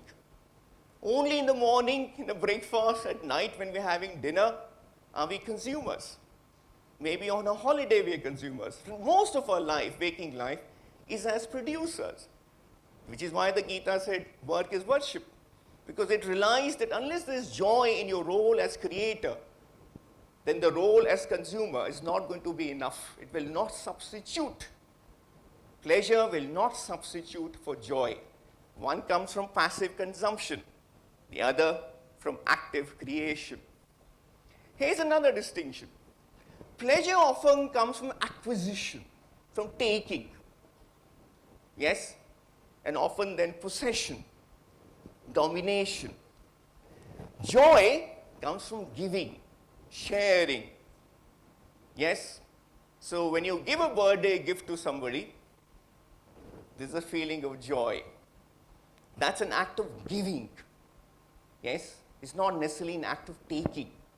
So pleasure often comes from taking things and joy from giving things. This is something we've entirely forgotten in the discipline of economics, which is the basis of all social science today. Economics says, get the best bargain. Give out the least, take out the most. Might give you a lot of pleasure. A lot of people have great pleasure in bargaining. If you want to give joy, do a bad deal. Do a deal where you lose out something. It'll make somebody else happy. So, joy from sharing and giving, pleasure from acquisition. If you think about it a little more deeply, what it means is joy is coming from the spirit, the soul part, while the pleasure is coming from the mind, the body, and the heart, the physical part. And as we said, the spirit is one, while matter, mind, body, heart, the emotions, thoughts, yes, physical things, they are the multiplicity. So the Indians said, look, Advait, that the real us is one. There's one spirit. My own name, Vivek, comes from two words, Viv and Ek. Viv means vivid, vistar, which means several. Ek means one. So what Vivek means, what looks several at the level of mind, body, and heart, is one at the level of spirit. And if we realize that, then we are established in joy. Otherwise, we are chasing matter. It's a materialistic world. It's a materialism pedagogy. Yes, then there's pleasure, not necessarily joy. And pleasure can never substitute for joy. Hence, Sat Chit Anand. Reality, consciousness, bliss. We need to be conscious of our deeper natures.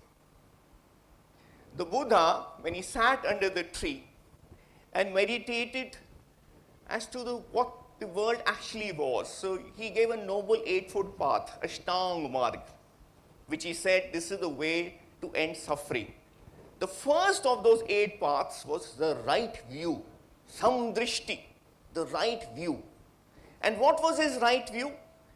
He looked at his thoughts, his emotions, bodily sensations, and he realized all of these are ephemeral things, they're transient, they come and go. Thoughts come and go. Childhood had certain thoughts. Middle age, I'll have certain thoughts. Now you're having certain thoughts. Maybe you're already bored. Thoughts come and go. Emotions come and go. Angry in the morning, peaceful in the afternoon, restless in the evening. Sensations come and go. Pleasurable, unpleasurable. And the Buddha said, let them come and go.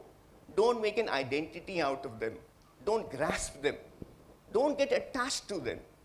Don't make a self out of them. So the highest inside of Buddhism was anat, non-self. The self does not exist. This symbolic identity, this brand which we put up in Instagram, I did this, I am this, and then please validate. And if you don't validate, you're no longer a friend. If you validate, I feel very happy. The day you don't, I get depressed. I'm increasing my sense of self. Then I am a self and you are a self and we are in competition. And there are so many other selves and we'll compare and contrast. We'll try and dominate. There'll be conflict, physical, psychological. Think about it. Where is yourself? Thoughts come and go. Feelings come and go. Sensations come and go. So be relaxed. Let them come and go. You're eternal. All these appear in your consciousness, which is eternal. Don't run after transient things. Vivekananda then said, paraphrasing the Buddha, what is this world? Yes, sure, you have thoughts, feelings, sensations. This is a leela. Enjoy them. Play. Do your MBAs. Play cricket. Have wonderful conversations. But keep the right view. Keep the right perspective. And he said, the world is a gymnasium where the spirit comes for exercise. The soul comes for exercise. That is the nature of the world. And if you believe that and live your life in accordance with that principle, don't get overly attached to anything, then losses and gains will come and go. Pleasure and pain will come and go. You can be serene and you can be calm. I began with a quote from Gandhi, Need and Greed, and since we are in Ahmedabad, initially Gandhi used to say God is truth. By the end of his life, he reversed it. He said truth is God. He said we have never seen God, but we know what the truth is. Close your eyes or have a deep conversation, you know what the truth is. Closing your eyes and having a heart-to-heart conversation, a soul-to-soul conversation are equivalent. One is meditation, the other is sharing of the spirit. It's the same thing. And when you know that truth, that is the divine in you. God is truth. And if we live in truth and beauty, then we can share this beautiful earth. We don't quarrel over it. We don't consume it. We and the earth are one in joy. I'll end with a poem. It's my favorite poem from English literature. It's by William Blake in a poem called Auguries of Innocence. And I'll just recall 4 lines, no more. To see the world in a grain of sand. To see the world in a grain of sand, and heaven in a wild flower. And heaven in a wild flower. To hold infinity in the palm of your hand, and eternity in an hour. To see the world in a grain of sand and heaven in a wildflower. You don't need to go to heaven. Go out, look at the flowers growing. Yeah, wildflowers. They have the sun there, they have the rain there. What is a flower? It's the sun, it's the rain, it's the clouds in the Indian Ocean from where the monsoons come. Yeah? That is what a flower is.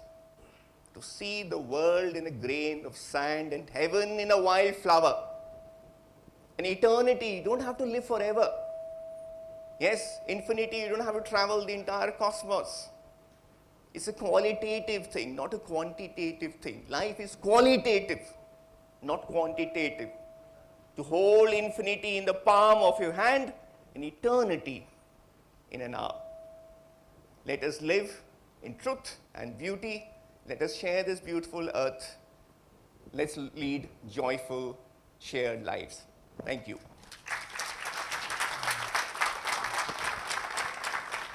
Very good afternoon to one and over present here. It's been a humbling experience listening to the previous people who could always provide a different perspective to sustainability. I stand before you to present the real case scenarios of how we've adopted the sustainable case studies right now. It's been a pleasure to be back to the Gujarat University. We used to come here for the sweep activities during our election campaigns and the election rallies. But then right now, I stand before you to present the case of how and what we think is the future of in the case of Gujarat scenario. I present before you the case where we'll be representing how the Gujarat model has been working on a sustainable model in energizing and re-energizing Gujarat. As you all know, Gujarat is one of those states which provides uninterrupted power to each one of your homes, your offices, and the campuses like Gujarat University. It is not easily said than done. It was done with huge efforts from the predecessors, with a lot of will from the government, and with a proper global direction. I stand before you to continue the story of what Gujarat has done and to how do we take it ahead from here on.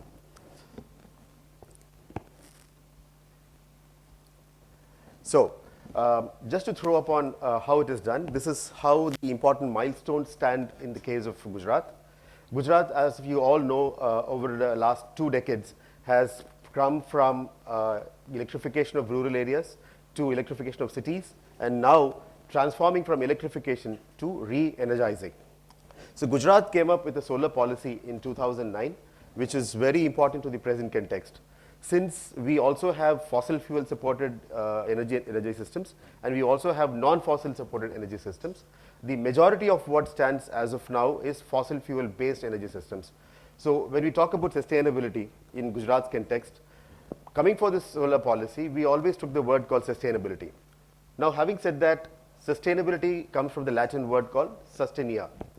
What does sustainia say? It has 3 pillars for sustaining any process. For sustaining any process in a phased manner, we need to take 3 pillars into the context. So the first pillar is always the environment, Mother Nature, who has given birth to all of us and has made us live in comparison in a better way than what she is living today. The second you should all have is think about society, because we are a social human being. It is a social being where we need to live along with the society. We need to be compatible with the environment, which is the foremost and important. And third comes the economy. Unless and until we talk about development, we cannot sustain for a long process. So to have a sustained environment, to have a sustained society, and to have a sustained developed economy, we need to think about re-energizing and moving away from fossil fuel based fuels. So once this Gujarat solar policy was done, how do we take it ahead? Initially, we had thermal-based coal-fired plants, we had lignite-fired plants, we also had gas-based power stations. Slowly, if you see, looking at the installed capacity of Gujarat, I'll be talking about in the coming slides, we need to focus more on re-energizing through solar and wind, and as well as hybrid products from right now. So after the announcement of the policy, Gujarat started off with the first ultra-mega solar park, which was in a place called Charanka, which is on the northern part of Gujarat, which GPCL had taken up as a challenging project. And after which we have completely taken Gujarat into a different phase altogether. I'll also be talking about how the windmill projects have also been helping Gujarat to follow a sustainable model. After which, once these two were done, then we gained confidence and we went on to start the next ultra mega solar power park, which was in a place called Raganesada, which is again on the northern Gujarat border, adjoining the international border. Next, when this was done, the dream project started. We started off with the world's largest solar energy park, which is an ultra mega solar energy park, which would soon be commencing, and all of you would be witness to all that, which the government of Gujarat and the government of India is driving in a very phased manner. And to add on to that, we in Gujarat are the first in the country to have a fully solarized, solar-powered village, which is in a place called Modera, that is in Mehsana, which has become an international destination for all the delegates who come over from G20 to G6 to G8. Now, talking about the next future, we also have ventured into offshore wind as well as green hydrogen, which is the new buzzword in the town.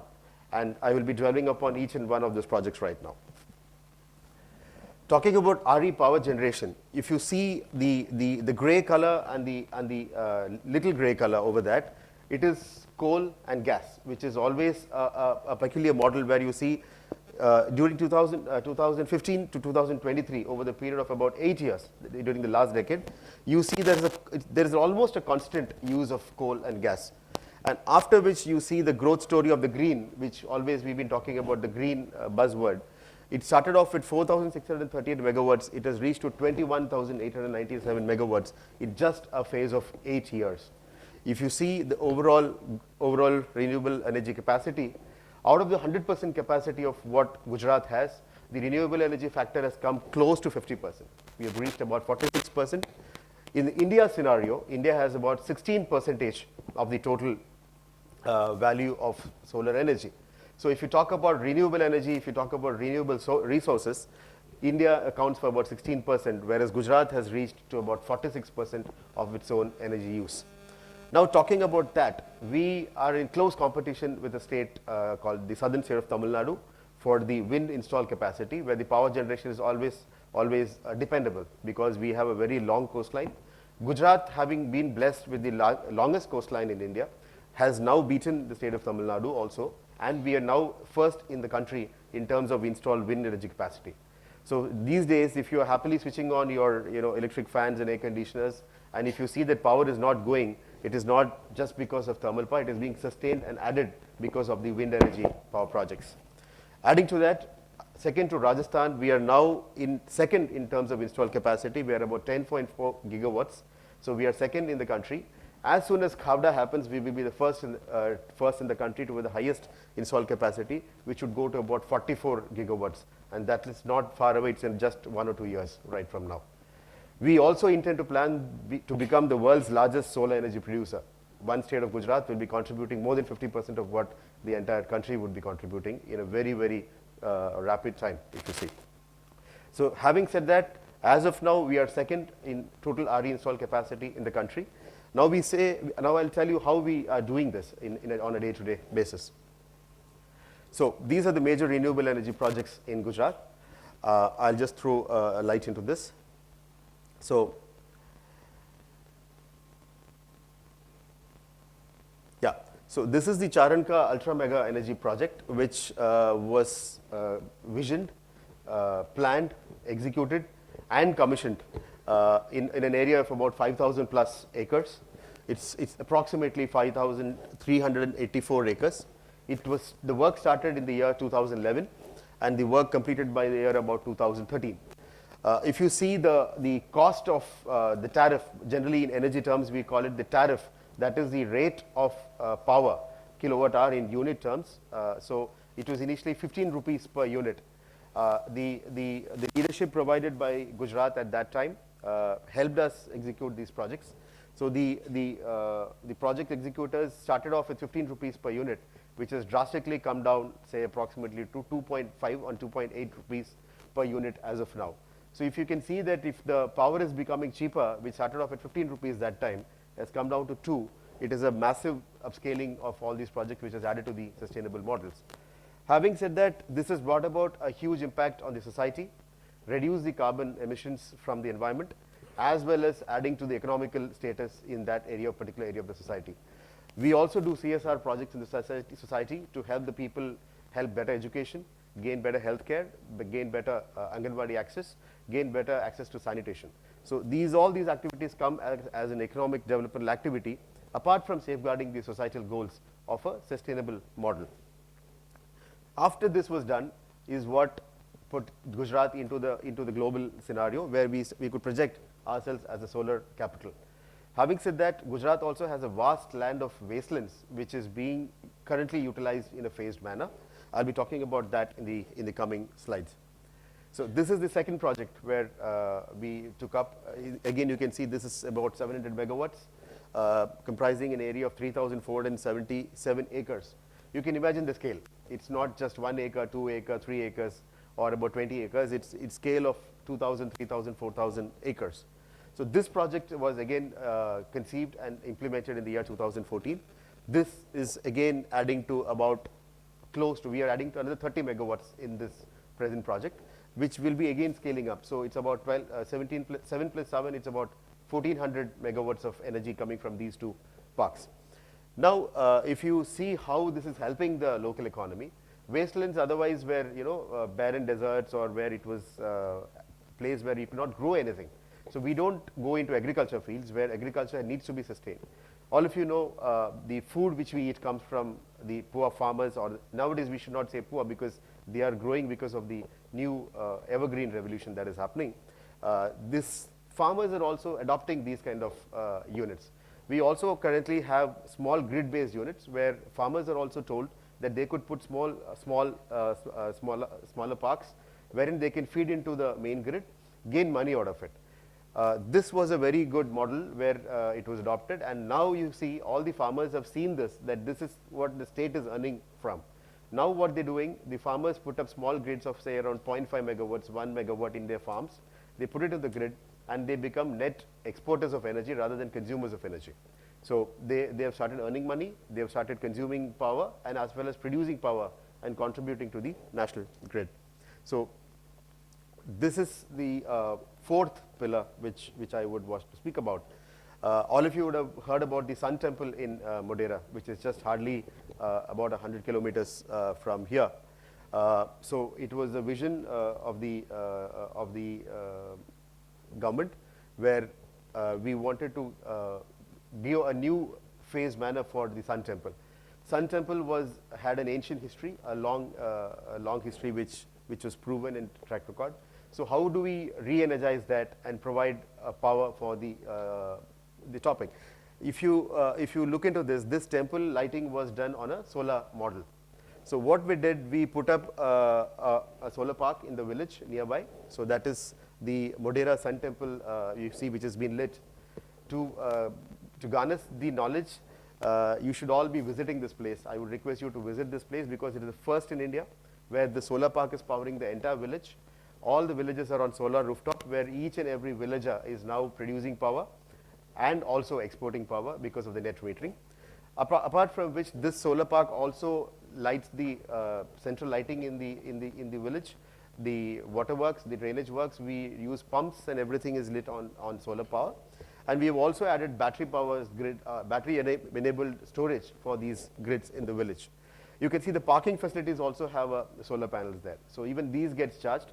We are also coming up with charging stations for electric vehicles in this village.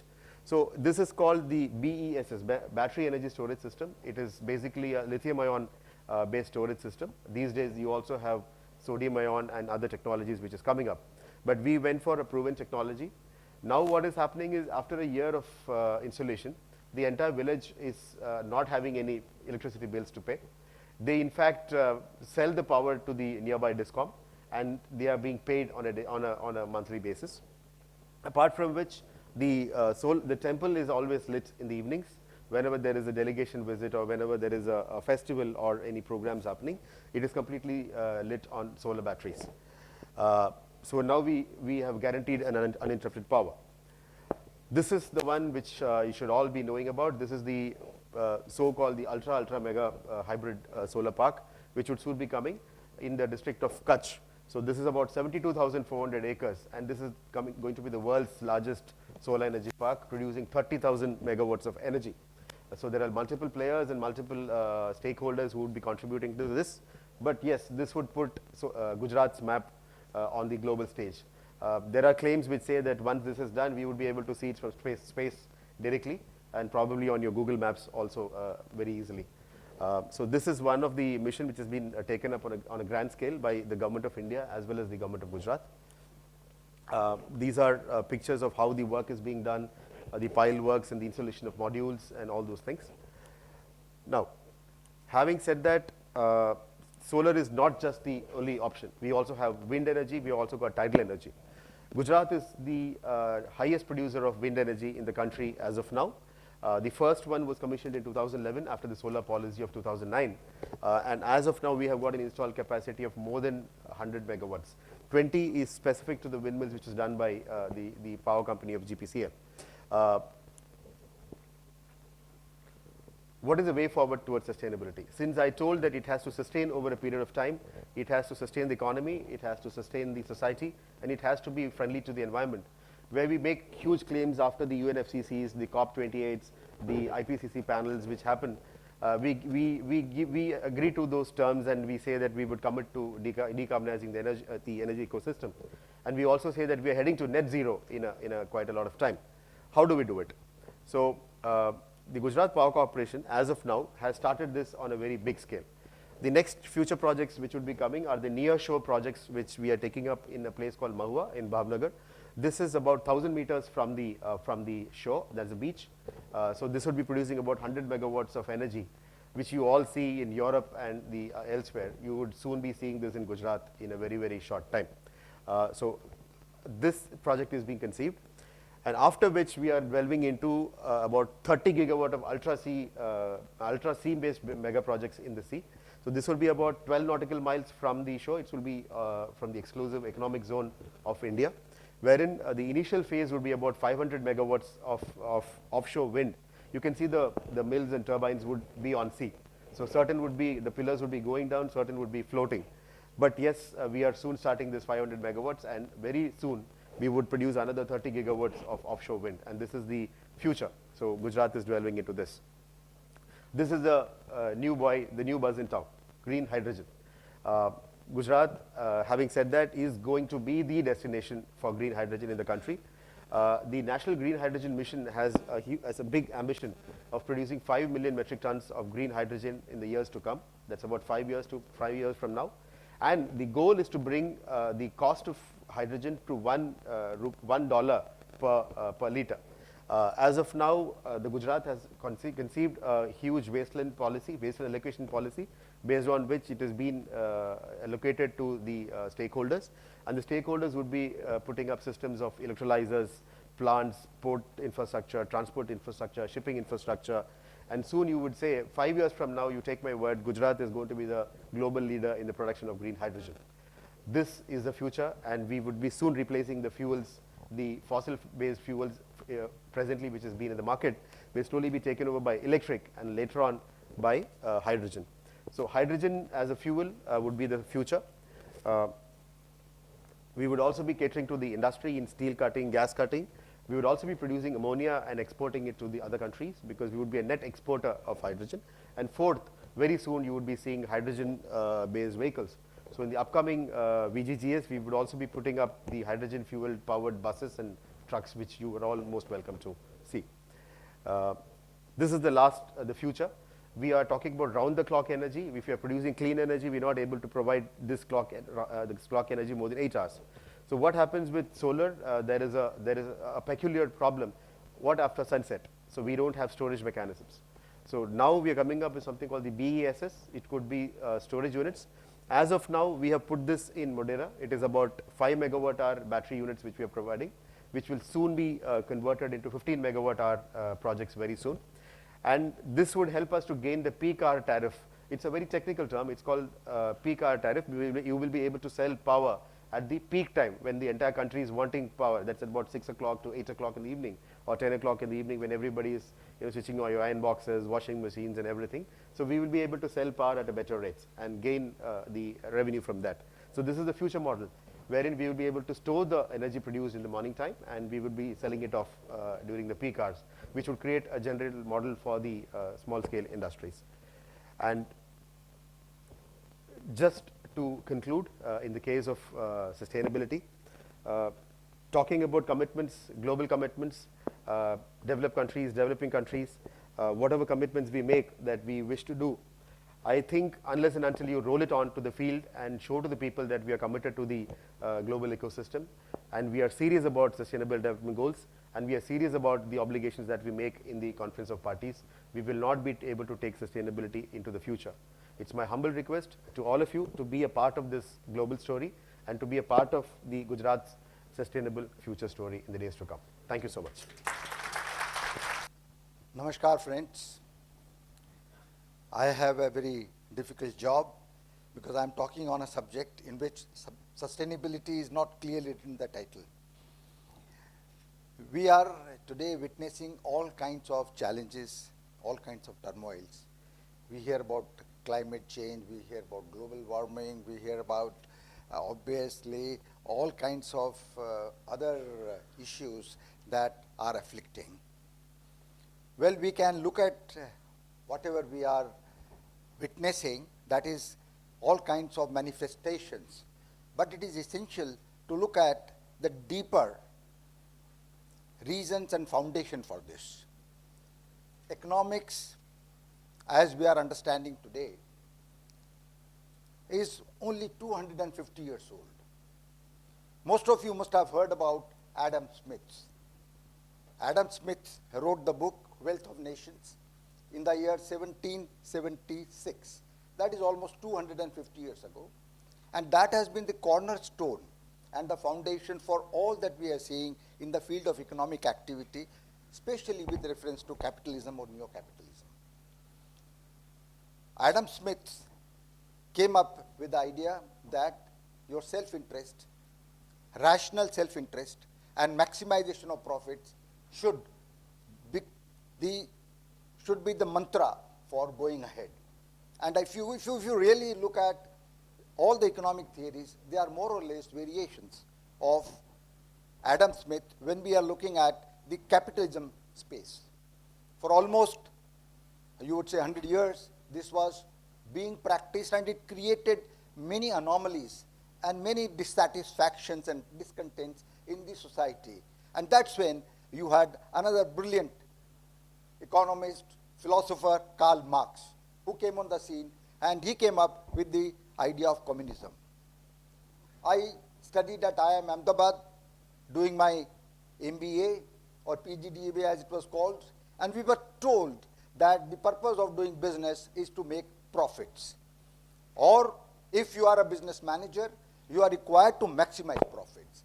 Maximization of profits became the only motto for being in business according to whatever were the teachings over there. And believe me or not, the entire economic activity, the profit maximization, that was without any kind of values attached to that. And that is what was done by Adam Smith and the people who came after him. You look at Descartes, you look at Newton, all these people contributed to the thought process in the economics. And today also, we are saddled with a Cartesian, reductionist, Newtonian framework of economic activity, in which we do not yet ascribe or we yet do not attribute anything to the kind of quality, the kind of qualifications that it should have. So capitalism, in my own opinion, is synonymous with pure profit. When we look at our own Devanagari, Hindi or Sanskrit, we will call it Shuddha Labh. So we have got most of the economies in the world, most of the political economies of the world following the principle of capitalism or neo-capitalism, pure profit, Shuddha Labh. When you look at communism or variants of communism, you would find that the profession, the kind of propagation that was done was to negate the profit, the private profit. So it became synonymous with zero profit. So you have got communism, which is zero profit, and that in Hindi or Sanskrit we'll call it Shunya Labh. So we have got on one hand Shuddha Labh, on the other hand we have got Shunya Labh. And these two streams of thought processes have come from the West, and we have been trying to go for an amalgamation. We are trying to see how we can possibly have one or the other or have a combination. This has been going on since we became independent. I come from Rajasthan, and I used to see as a child, outside every premise, outside every establishment, home, office, or you call it a commercial establishment, two words. And I'm sure all of you must be familiar with that because that is the title of the talk, Shubh Labh. So I was intrigued with this particular terminology, Shubh Labh, and why in India we are writing Shubh Labh outside each and every commercial business or residential establishment. When you look at that, you become very clear. When can Labh be Shubh? Only when it is Kalyankari, when it is a win-win. When it is good for everybody, when it is good for all the stakeholders, it can be Shubh Labh. So India has a tradition which is the third way, neither capitalism nor communism, but the third way, which is the Shubh Labh.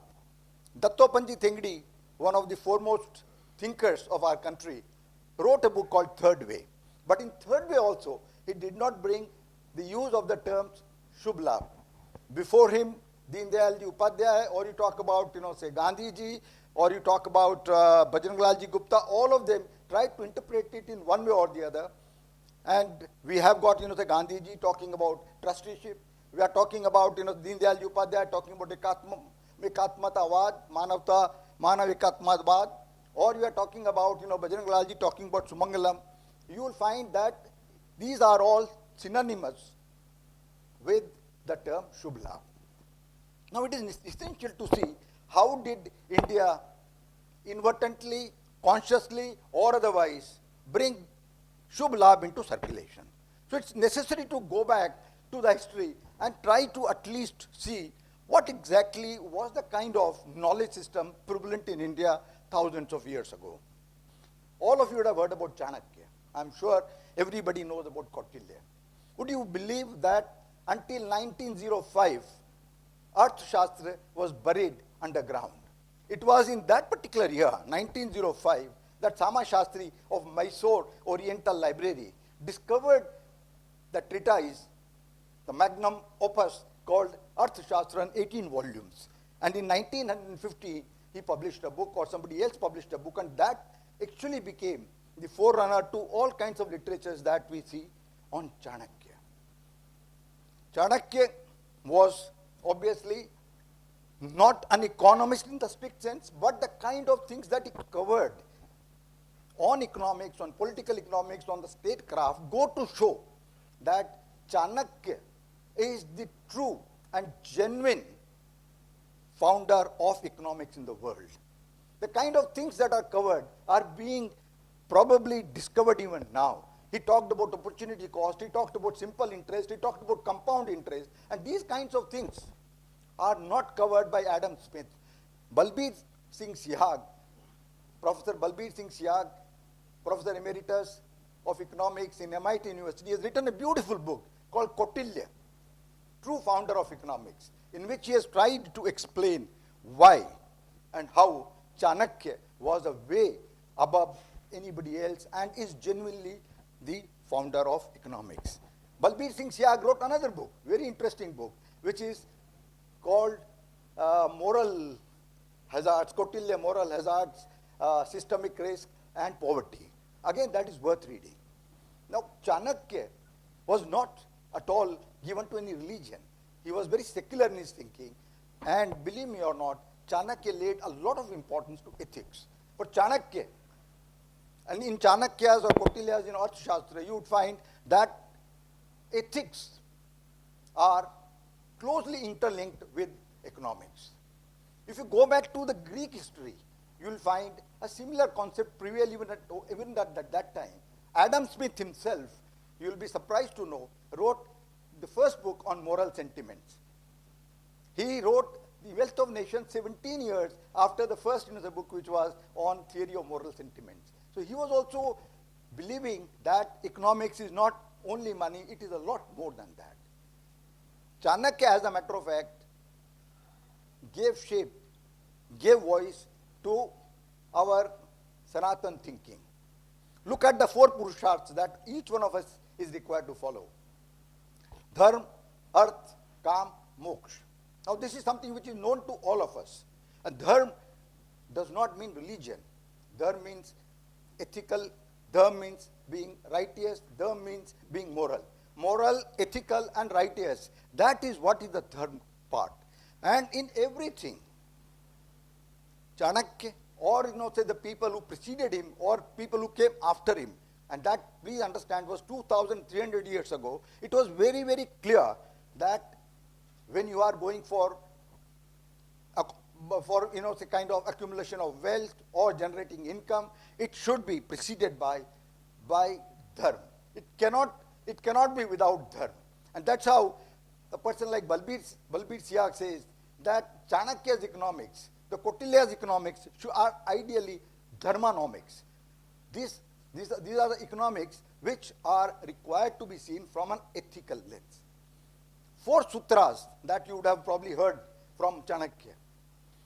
So, I'm sure you would have heard about it because these are very famous. According to Chanakya and according to Indian thinking, according to our Sanatan thinking, the purpose of life is to attain sukh. So happiness is something which all of us aspire for. It is happiness which we are all looking for. So sukhasya moolam dharma hai. The first line is sukhasya moolam dharma hai. So if you want to be happy in life, if you want to be sustainably happy in life, then you should be following ethical principles. The second line comes and says dharmasya moolam artham. So he says you cannot really be ethical if you do not have a reasonable level of income, reasonable level of livelihood. And the third line then comes arthasya moolam rajyam. So you cannot acquire wealth and keep it sustainably if you are not having a proper governance structure in the society that you are living. So third is arthasya moolam rajyam. And the fourth is again very important. And that's it, rajasya moolam, indriya vijay. So the ruler is required to be ethical. Ruler is required to be a proper and a righteous person. Only when all these things are there, you can really get the happiness. Now I take only the 2 things which are very vital for us. We are saying that dharma and earth. Once we have come into this world, we are knowing very well 4 maybe ashrams that we have to go through. We have got to generate wealth. We have got to create you can say suitable amount of affluence. And if you want to do that, it is very, very welcome in the Indian knowledge system. We are required to create wealth. Communism says that you don't create wealth. Capitalism says that you create wealth irrespective of whatever you are going to do. You can probably smuggle, you earn money, you probably can maybe commit a murder, earn money out of that. Even that is a part and parcel of approved kinds of activities under strict and pure capitalism. But not so in India, not so in our Indian Sanatan or Hindu system. So when you look at that, you will find that dharma has to precede each and every activity, and earth is something which we are required to earn. The third one, of course, is very vital, which is calm, which means enjoyment of the money that you have made, not only by yourself, but along with the family, along with the community, along with the society. So there is already a provision in our own system of expending, of consuming, but it should not be just a lust consumption. It should be a just consumption. It should be a consumption which is going to bring about happiness for everybody. So this kind of a framework has been there in India, and it is therefore time to revisit whatever is our economic thought process and put that into the new silo, which is the Indian economic thought process, if we are really going to attain sustainability. The kind of challenges that we are seeing is because of gross inequality, growing inequality, disproportionately high consumption, pursuit of pure pleasures, as we heard in the morning, just going for pleasure-related activities. Now, all those things have brought us to a path of this kind. And therefore, it is necessary to see what exactly will be the result of Indian economic thought process of Shubh Labh, or we can rebrand, we can call it as ethical economics.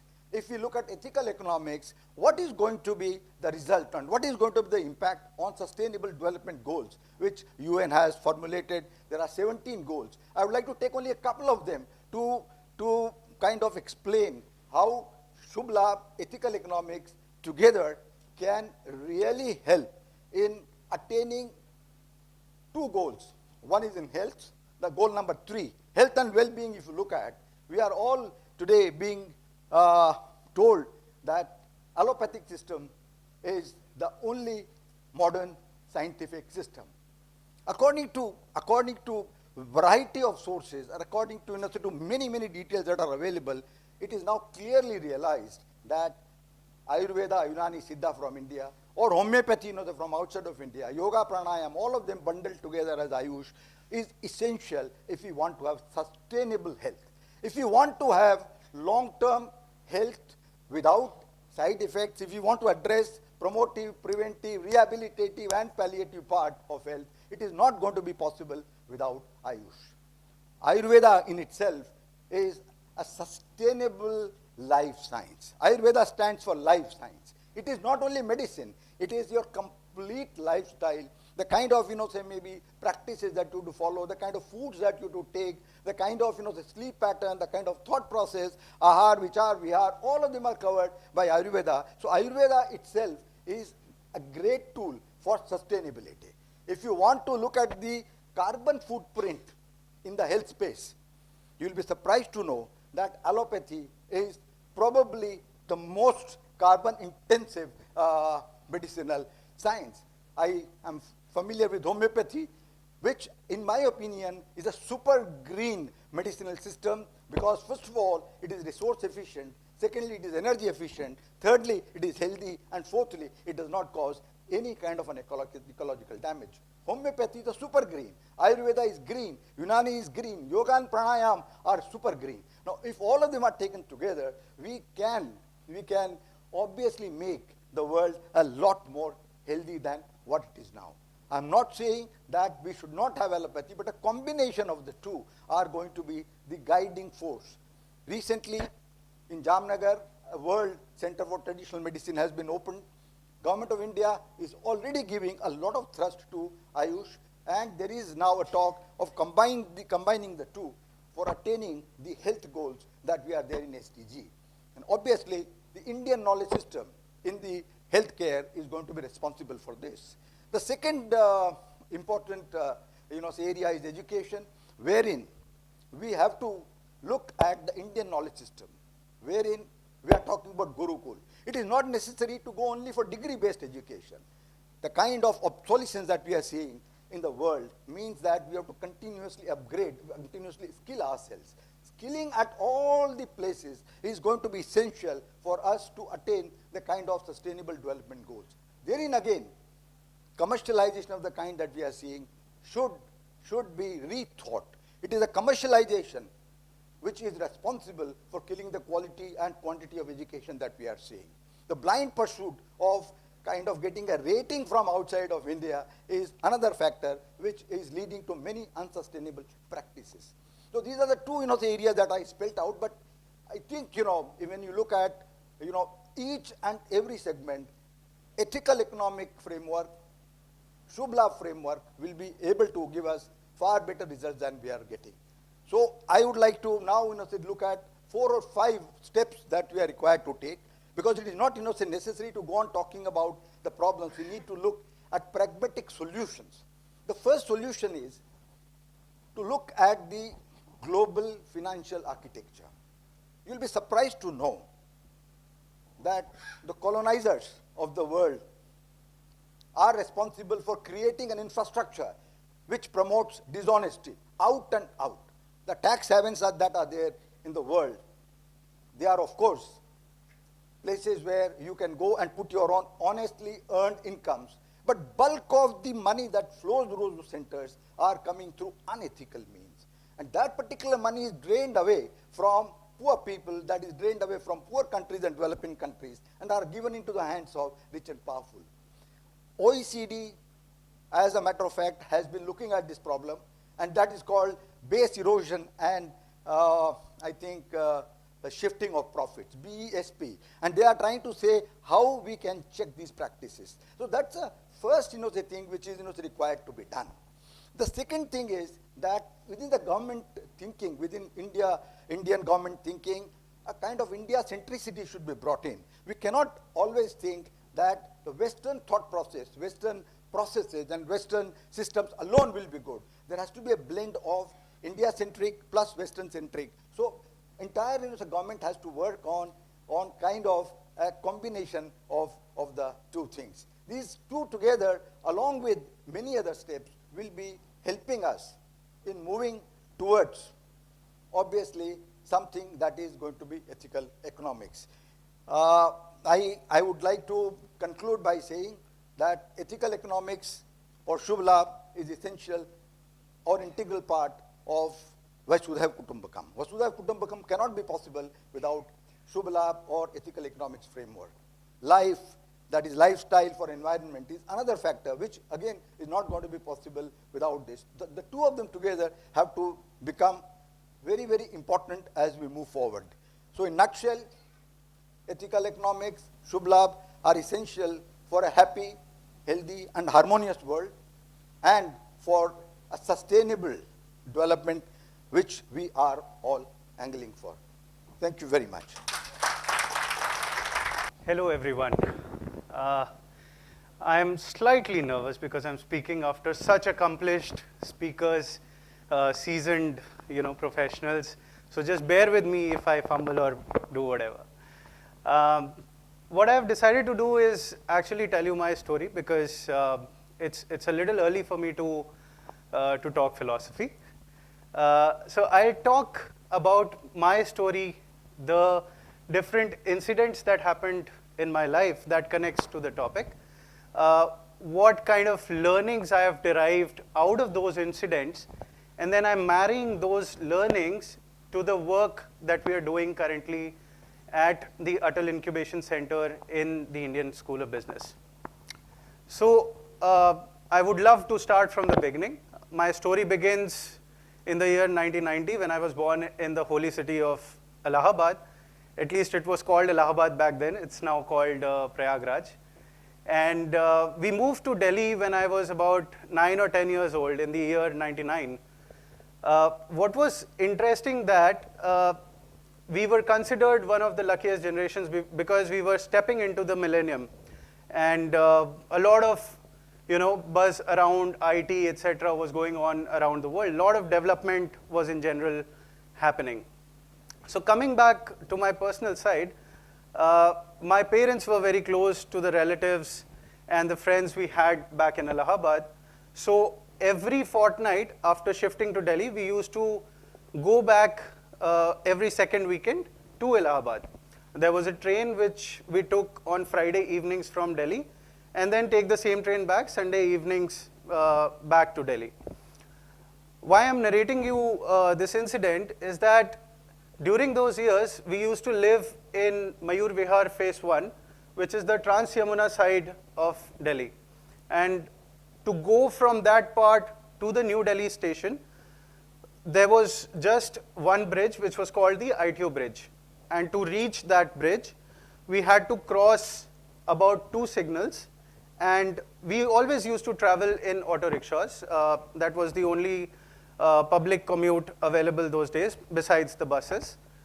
And when we traveled between those 2 signals, in a span of about 3 to 4 kilometers, every time I was there, there was so much smoke that my eyes became teary and my throat started choking. At that time, we did not realize why it was happening. My parents kept telling me, "Ki, son, it'll get better." Of course, it did after crossing those few signals. And that was the general trend. I thought for whatever reason it is happening, it will subside. Cut to now, when we hear about pollution as such a big issue, which we were absolutely uncognizant about back then. What that incident left in me was my first learning, which is the gravity of the problem. And I could experience it firsthand, really felt the power of a choking environment. But when we looked at the optimistic side of me, started looking at what was happening beyond that. So as I said that there was a lot of development going on, in the years to come, and very, very quickly, in about 2 years of time, there were new bridges that were constructed. There were connecting roads between those bridges that were constructed that essentially eased out a lot of that traffic. And we never kind of faced that problem again. That led to my second learning, which is the solution lies in innovation and development. A few years passed by, I went to two of the greatest institutions of the country, graduated from Delhi College of Engineering, went to IIM Calcutta, and landed my first job in Ola Cabs as the marketing manager. The year was 2015, and the digital boom in India was happening right at that point of time. Startups were beginning to explode. Lot of activities around startup ecosystem was happening, and we were right in the middle of that. Ola, as you know, now has ventured into EVs, and they are defining the new mobility solutions for 1 billion Indians. But even back then, what stayed with me was the speed with which a startup works, which made me realize my third learning, which is innovation married with the speed of startups is something that leads to an impact very, very quickly, right? I went on to work for Ola and then spent a couple of years there. Then I got a chance to work at a very interesting organization. It is called Niti Aayog. For those of you who don't know, it is the policy think tank of the government of India. And I was working with Atal Innovation Mission, which is fostering innovation and entrepreneurship across the country. While my work involved setting up a lot of tinkering labs and incubation centers like AIC across the country, we were in the business of inculcating the spirit of innovation right from childhood, and then creating enabling environments throughout the different stages of an innovator or a startup, right? While these things happened, very interestingly, Niti Aayog was working on many things. Two things which stood out for me. Niti Aayog was developing the AI strategy of India during the year 2018 and 19. And Niti Aayog was actually harnessing the potential of EVs in the country. Niti Aayog was probably the first government institution which had 3 electric charging stations inside its premises. And back in those days, there was only Mahindra Veritos as the car which had those green, green number plates. Cut to now, it's just been, 3 or 4 years. We have every auto manufacturer venturing into EVs. It's a global phenomenon. There are a lot of solutions being built on the battery technology itself. I stay in Punjab, and I've literally seen a Porsche with a green number plate. So there's a lot of movement happening around futuristic technologies, which led me to have my learning number 4, which is there's a lot of merit in working on futuristic solutions, on futuristic technologies, if you have to create long-term lasting impacts. Now, I assimilated all of these learnings, worked in institution building for a couple of years, and now I'm a part of the Indian School of Business, where we run the Atal Incubation Center. a huge part of the activities that we do is working on the sustainability space at large. We've rolled out several accelerator and incubator programs where we've focused on sectors like agri-tech, social impact, clean tech, etc. And what we've seen is there are a lot of startups where sustainability cuts across through all of these sectors. So this is what we are doing at ISB now very consciously, that we are building sustainable solutions across different sectors. And I'm going to take example of 3 or 4 sectors, and I'll also quote some of the solutions, the startups who we are working with. So starting with agri-tech, this is one of the key sectors of focus for us. There is one startup, I quoted the example of pollution in Delhi. There is one startup which is called A2P Energy. They have taken this challenge head on, and they are building a solution by which they kind of take the waste of the paddy husk and they develop them into small pellets of energy, which can then be used to fuel different processes in the farm itself. Another of these startups is called Ukhi Hemp Foundation, where they have literally increased the incomes of some farmers who could not practice farming in areas which were having animal-human conflicts. And they've been able to raise the income to by almost 600%. And they produce sustainable textiles and bioplastics out of these hemp and nettle. The second sector, which is very interesting right now, and the whole part about circular economy, how you channelize the waste and then use it to produce something else. One of our startups, it is called Ashaya.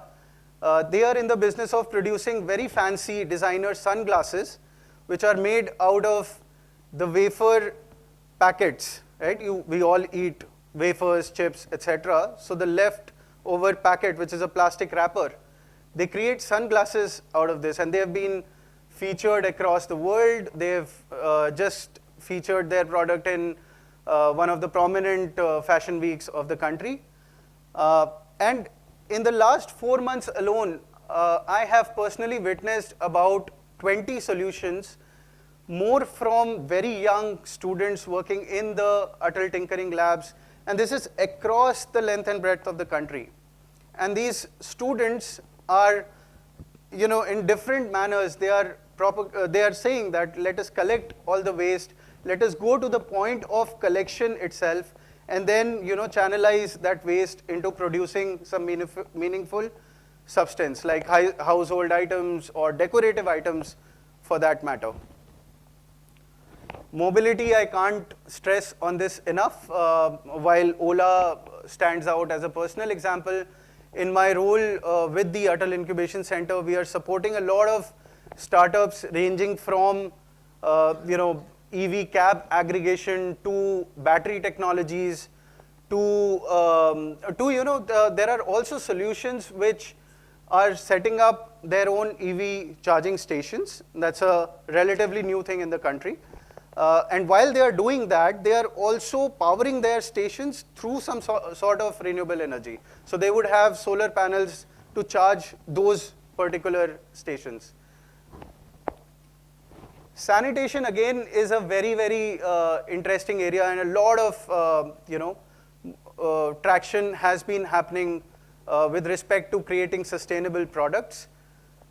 Talking about one of the startups, I see that there's a lot of young crowd here. Those of you who watch Shark Tank India, there's a startup called PadCare. They are a part of one of our cohorts, and what these people are saying that unrecycled sanitary pads, they take almost 800 years to decompose. They found this problem, and they've already developed a solution by which they set up these collection points in different offices, malls, etc. And they transfer that into usable products, again decorative items or Flower pots is something that they're doing, and they're doing phenomenal work. They're almost processing close to 2.4 crores pads per year. So the level of impact is really, really incredible. So, just to sum up, we've had different sorts of learnings. You identify the problem, you work on solutions which are futuristic in nature, and you marry it with the right set of innovation and marry that with the speed of the startup. I encourage the people sitting in the audience or listening to me that as India is in its Amrit Kal of development, we are a very young country. Our average, our median age is almost 28.4 years. This is our time, and if you think you share a similar vision, you are passionate about sustainability, you want to build a solution around that, feel free to connect with me, and I'll be honored to be a part of your journey. Thank you so much. Okay, very good afternoon to everyone. And I feel honored and privileged to be part of this TEDx event. Thankful to Gujarat University and in particular the Indian Institute of Sustainability for inviting me. Well, given the nature of the audience, the young minds that are there, so I have tried to keep my lecture or my talk on the lines of something which is very close to my heart, and that is on India's economy. So the topic that I would be speaking for the next 15 minutes would be mostly in the context of sustaining India's growth story, the challenges and opportunities that exist. Well, India is today a dominant player in the global economy. We all know this is facilitated by our flourishing service sector, our strong industrial base, and robust macroeconomic growth or macroeconomic fundamentals, something which none can actually ignore. We are the 5th largest economy in terms of GDP. And if I consider the GDP growth of the top 4, US, China, Japan, and Germany, India's growth rate is much higher and will continue to be higher for the next few years, which automatically means that by next year, India is likely to cross Germany, and by 2027, 2028 may become the 3rd largest economy in the world. Not only in terms of growth, in terms of the size of opportunities, India has the undoubtedly the largest developmental opportunity for the future, which is fueled by the sheer size of the population and the young demography that we have.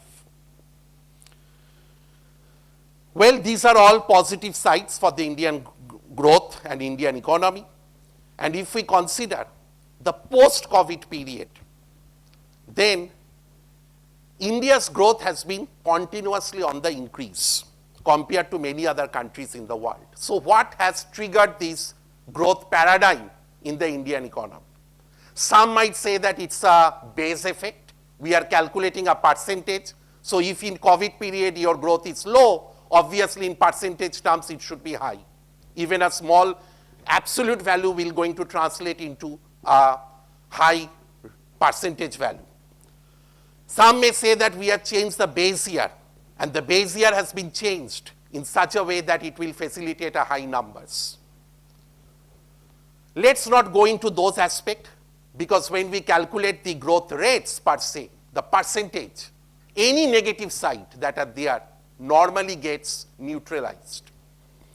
So therefore, from a pure growth perspective, I can say that two factors have dominated India's growth trajectory in recent period. The first one is the public capital expenditure, and the second one is the household consumption spending. So if I consider the first one, in the recent budget, the government of India has increased the capital expenditure target by a whopping 37.4% to the tune of 10 lakh crore rupees. That is what is being proposed for the union budget of 2023-24. Something which in previous periods was simply unheard of. Obviously, high spending in capital expenditure by the government as opposed to current consumption has a positive implication in terms of the multiplier effect on your GDP. The second factor on which I would like to stress a little bit, because all of you who are sitting in this room are the contributors to India's economic growth story, including myself, and that is the household consumption spending. Well, this is something very important issue and very close something to my heart. What contributes consumption? We often say that it is my income which increases my consumption.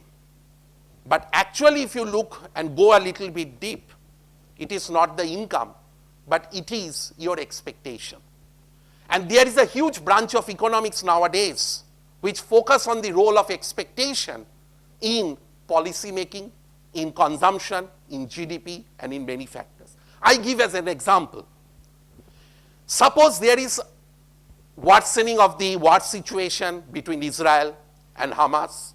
Suppose there is worsening of the war situation between Russia and Ukraine, or there is some sort of a global turmoil, some geopolitical tension.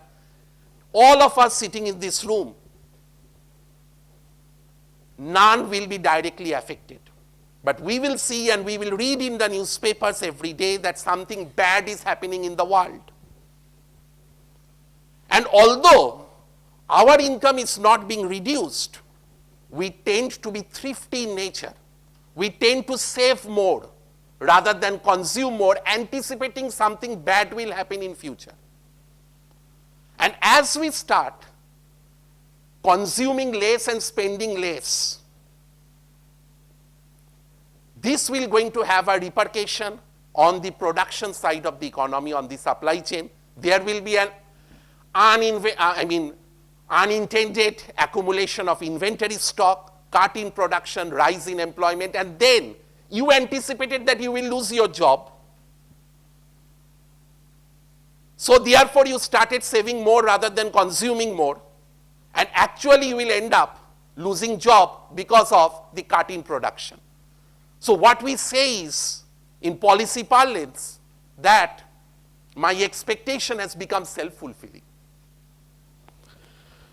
Now, coming to this growth perspective, it is just the reverse of it. There has been, over the last 10 years or so, and particularly over the last 3-4 years, lot of positive vibes about the Indian economy, which basically means that people are anticipating that something good will happen in future. And anticipating something good will happen in future, Indian households start on a spending spree. Who have houses, they start buying more houses. Who have cars, start buying more cars. And there is a consumption boom in the Indian economy. This has a positive effect. Production is happening, GDP is growing, and with a multiplier effect, people is getting money and everything is such a feel-good factor.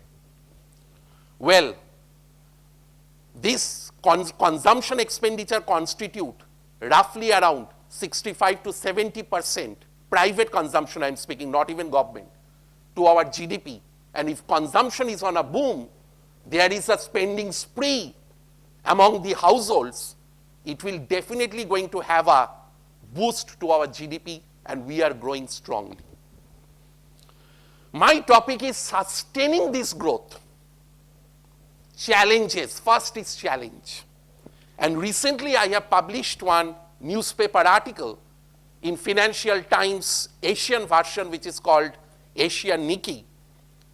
And there I have put forward with one of my PhD scholar in Delhi Technological University. We both of us have co-authored this paper, or this article I should say.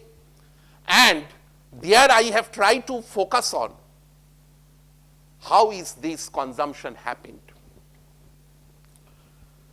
And dear participants who are listening, this consumption has happened through a record fall in household savings in India. And that's the challenge.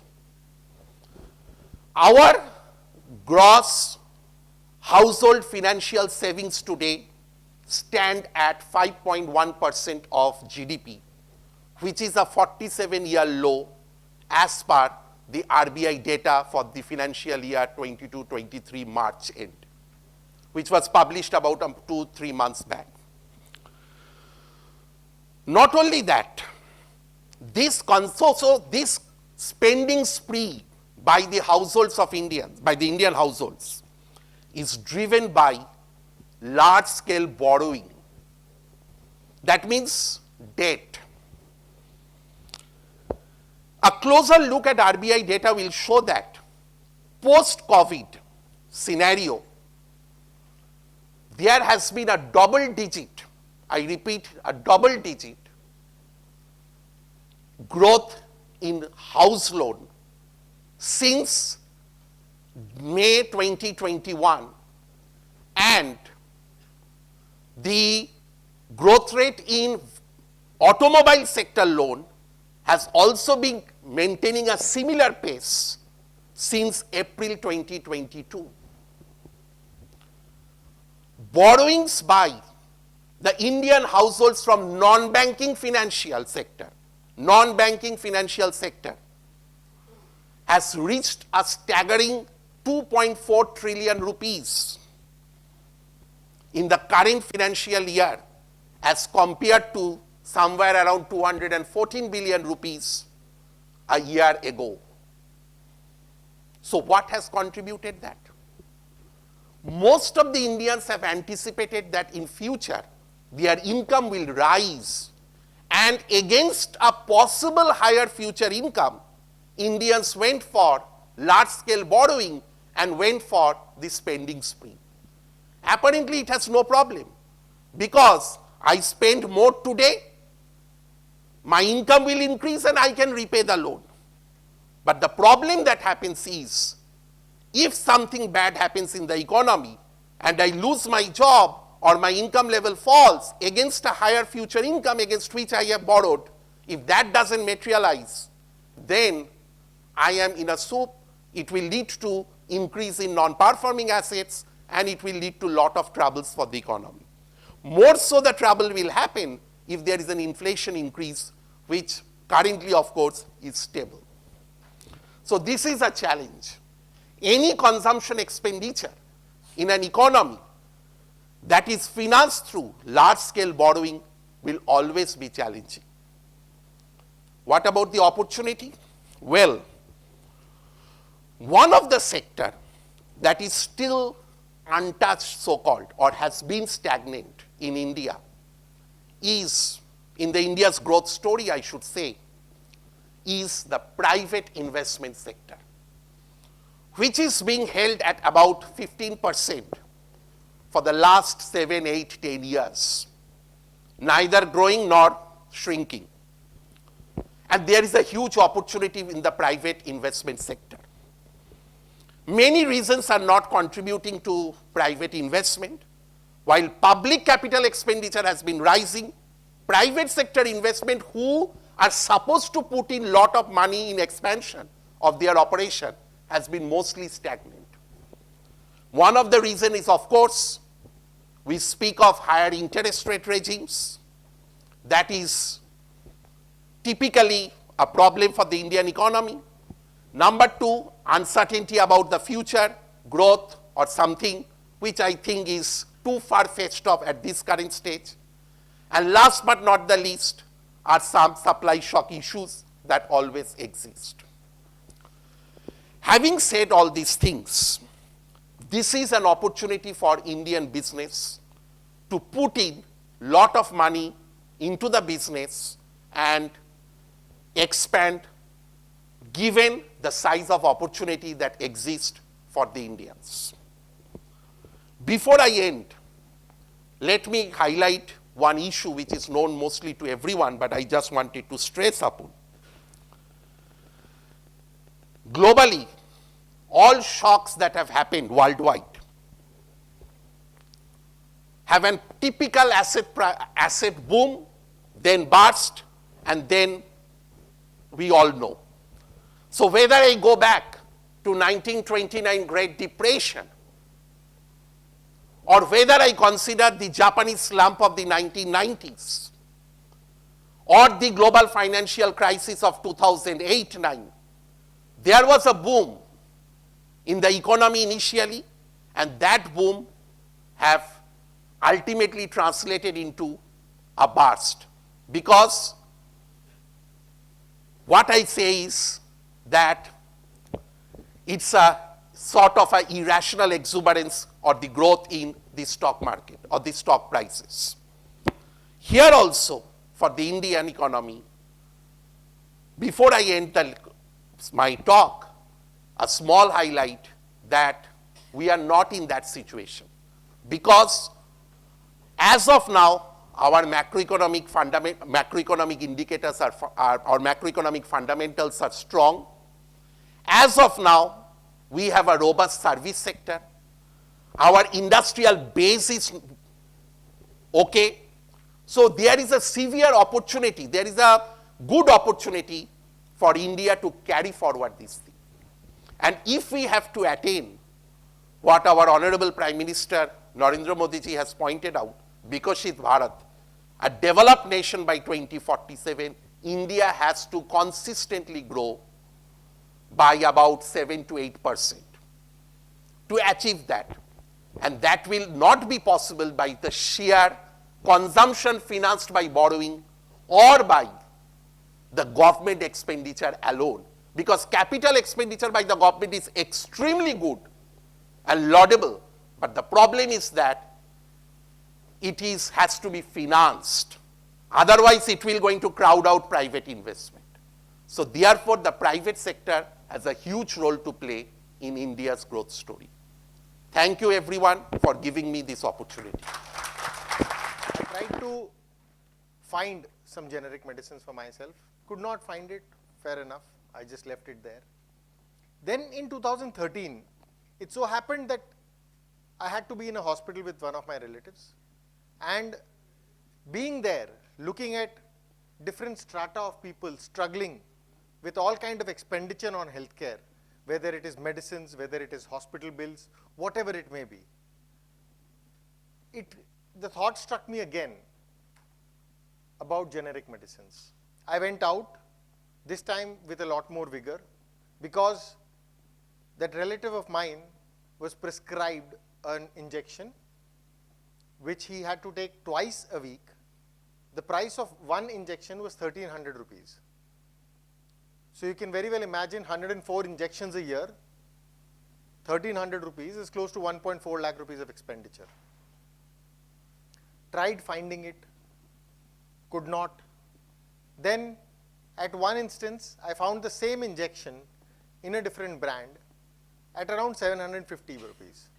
That was a decent saving of close to 40%, or to say the least, around 60,000 rupees. Today, as we speak, the same injection is being sold at Medcart at less than 350 rupees an injection. Now, where did we go wrong?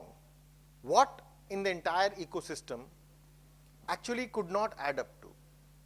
So if we look deeply into the healthcare ecosystem, there are 4 pillars, as we say. First of them is the hospitals. Then comes the physicians or the doctors. The third is the pharma companies who develop, research, make medicines. And fourth are probably retailers or pharmacies like us who help the patients at the end by providing them those medicines. Unfortunately, the hospitals want the patients to stay longer. the doctors want the patients to come back again and again, despite the fact that India has one of the lowest doctor densities in the world, where we are not able to cater to whatever the patient inflow is, but still that is the case. But coming to medicines, there is a pharma, there is a pharmacy. At the pharmacy, there is very less awareness about molecules, let alone educating people about different options that the customer or the patient may have. With an entire breed, or rather an entire segment of companies which are into marketing drugs in India, which as a segment is not present anywhere in the world, companies either manufacture or they distribute. Here in India, we have pharma marketing companies, which leads to the first problem statement, brands on prescription. You will be shocked to know that a simple drug called paracetamol 500, which is a painkiller / an antipyretic used for fever, has more than 2,000 brands across the country. Paracetamol 500, 2,000 brands. Similarly, if you look at the entire spectrum, there are 4,000 molecules or combinations available for different kind of problems. But the brands are close to 2 lakh. More than 2 lakh brands are there, for which a pharmacist cannot be expected to know. The patient will never come to know, because for a patient, it's like a behavior. We go to a doctor, we take a prescription from him. Hardly there are many words exchanged apart from what problem you are having. Then you go to a pharmacy, you present the prescription, you take the medicines. It's purely a transaction. There also, the number of words exchanged, speaking, asking questions, it's absolutely minimum. You don't ask questions to a pharmacist also on a regular day. So, who solves the problem? That becomes the case. Coming to the second part, unaffordability leads to denial of access. This was very clearly, elaborately explained also in that Amir Khan episode, that a medicine is available for, the branded one is available for 200 rupees, and the generic one is available for maybe 10 or 15 rupees. Now for a poor guy, he cannot afford a 200 rupee because his income itself is for 300 rupees a day, the minimum wages. How can he afford a 200 rupee medicine on a given day? But had he been given an option that the same medicine is available for 10 rupees or 15 rupees, he could have actually bought the medicine and the problem could have been cured. So unaffordability is second. Third is unavailability and wastage at the same time. Now this is a classic case of information asymmetry. You go and ask for a certain medicine and that medicine is not available. Let's go back to COVID times. Remdesivir, right? Everyone was looking for it. Was it a brand or a molecule? It was a molecule. Why on earth, for the first time, India spoke the language of molecule? There was a brand which was available at 4,000. There was another brand available at 700. But at that point in time, doctors were like, you have to take this, you take whatever company. So we were talking molecule. What stops us now? Today what's happening is, doctor has prescribed us for brand A, which is not available in my vicinity, which is also a normal case, but brand B is available. So there is unavailability of brand A in a certain market. Brand B, which is available, which can actually satisfy the requirement or the need, goes waste. And today, the pharma industry has close to 15 to 17% medicines being wasted every year in different ways altogether. And last, I'll probably highlight this, and this has been a case in which there are a couple of suits in the civil courts today. So you look at an image here, and I particularly found it out because there are 5 different medicines with the same brand name. One of them is an antifungal tablet. Another is a antacid tablet. Third one is used to kill or rather neutralize worms in the stomach. Fourth one is an antibiotic. And fifth one is an injection So if a doctor prescribes you the brand, which one will your pharmacist give you? Does he have any idea? You're going for antifungal, or you're going for antacid, or you're going for killing the worms? And this has led to number of problems in our ecosystem today. Who is going to rescue you? A patient, he does not know about molecule. The doctor knows what he's prescribing, but he's not writing the molecule, he's writing the brand. It's a classic case of Chinese whisper. You're trying to say something, and the other person is understanding completely different. Can we have a unique way of communicating? Because in this ecosystem, there are only two learned people, the doctor and the pharmacist. If both of them are not communicating clearly with each other, the one who's suffering has no relation with them. Right? So these are the four standard problem statements that we could identify. Of course, the second one is what we were primarily targeting at, because that is the language that we thought will benefit the most and the most effective way of reaching out to maybe the entire audience.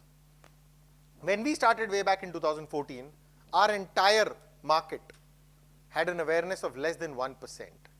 Means people did not know about generic medicines, let alone going forward and doing something beyond.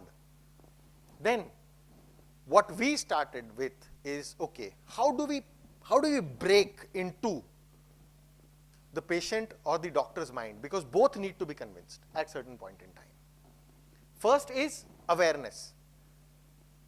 We did a very small survey of physicians way back in 2015, doctors/physicians, and we asked them, do you know what is generic medicines?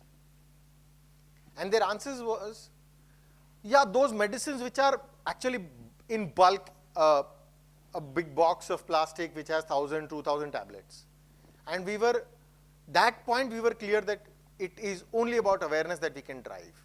So we thought, let's bring them to our store, our physical stores, make them experience generic, ask them, okay, can you identify which one is generic and which one is not? Because the misconception was, a generic may be of poor quality, poor packaging, dekh ke pata chal jayega how bad it is and things like that. But it was not the case. Today, the top 10 pharma companies operating in India have the largest generic business in India also. It's so difficult, even for me it becomes difficult to identify whether this medicine has actually come from the generic trade or from the branded trade. Right? So, awareness, followed by availability. If I can make them touch and feel it. Please understand, my target segment is not people who are sitting here, majority of us. It is typically those who have a perpetual problem, who are dealing with lifestyle diseases, who have 1,000, 2,000, 5,000 rupees monthly bill. If I can reduce their bill by 70, 80%, imagine the kind of difference I can make to their pockets, their life. And couple it with a much bigger problem that after 60, the income dries up.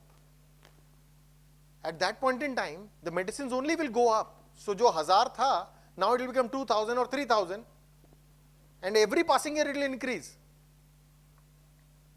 So, how can I bring it down? So, availability and making it easier for people to understand. I come from an education background. We tried to make it simple for students, kids to understand. This is how we made sure that we are making it as simple as possible for a 60, 50-year-old person to just see, understand, get their questions answered, and at the end of the discussion of around 30 to 45 minutes, they end up choosing generics, 95% of them. That is the kind of education that we were able to do. Acceptance happens at 95% after this entire thing goes. And the best part is, at the level of acceptance, they tend to become a pseudo brand ambassador for Medcart, because what we have done to their life is something that no one else till that day could have done to them. Their pharmacists who they have been dealing with for years were not able to do it. So that is the kind of difference that we were able to make to their lives. And all this not at a loss. It's a sustainably growing business. We are not loss making, we are profit making, but we are not profiteering, as we said. So journey so far, we began in 2014. Slowly but steadily, we started adding more and more stores. We followed a very simple concept of one molecule, one SKU as we call it. If you come to any of a store, ask for amlodipine 5, everywhere you'll get the same thing. It helps me reduce wastage. It helps me reduce my entire supply chain menace. It helps me improve availability, and the customer goes back happy, at the right price, satisfied completely. So till date, 2023, now the next challenge that we are doing is how can we digitally integrate this entire thing and somewhere around next year plug it in to the government Aadhaar network or NHA network so that the data exchange with them can be as seamless as possible, and we are the state-of-the-art pharmacy as we go forward. Coming to the last part. Sorry. So unseen benefits of this. One was we were able to provide universal access. Whoever walks into the store, there is no income divide. We don't charge differently. We make it easy for everyone to understand. Unfortunately, till date, people who are educated, rational thinking, are able to choose generics much easier. The people who we wanted to reach the most, the bottom of the pyramid, we are not able to crack, because those are the people who trust their doctor with all the faith and just like God. So that is a barrier that we are unable to break, but we treat all of them similar. They come to us via, as in some people refer them and they end up buying from us, which is a very, very big thing, good thing that people have done. And yes, second, we've been able to reduce wastage. Our system had brought the wastage down to somewhere close to less than 1%, where the industry average is close to 15 to 17%. Unfortunately, one thing which is hampering the entire ecology around us is the way the medicines are getting disposed. This 15 to 17% medicine which actually goes waste, a very, very small portion of it actually gets disposed properly in the right manner. So waste disposal pollution, at least whatever we can contribute, that is there. Confusion elimination, as in there is a molecule and we are giving you the molecule. We are not going by the brand, and I've just shown you some very few examples. There are tons of those examples where same brand has very, very different combinations, and God knows what will happen to you once you take it. Last one is efficient packaging. Let me elaborate this last part a little bit. I don't know how many of you have actually traveled abroad or seen how the US market behaves. In US, just like our 20-liter jar of water that we get, medicines are actually shipped in those jars in bulk, and the dispensing happens digitally to the quantity that the doctor has prescribed. So there is one jar and there is no secondary primary packaging apart from that. Finally, there is a small plastic bottle in which every patient gets their medicines. Companies like PillPack have made it even better. They pack your medicines according to the time of the day. Morning, these 4 pills, afternoon, these 3 pills, evening, these 2 pills. That is how PillPack has happened. So they've made it that level of efficiency. With us, what we have tried to do is best type of packaging in the most efficient manner. Instead of going for a chronic medicine packaging of 10s, we know that someone has to take it 30s in a month or maybe 60s. So packaging has been changed in those particular manner. In consultation with certain pharma companies, we have tried to arrive at those levels. Slowly but steadily, a lot of companies have started seeing the benefits, and they are also moving in a similar direction where regular medicines are getting packaged in the right packaging manner to minimize the overall wastage and the generated side packing material and other thing wastage. So this is how we have tried to make the entire thing not just a benefit to those who are intended to, but also best utilization of resources. Of late, we have started using technology also to make it even better. Thank you very much. Thanks a lot.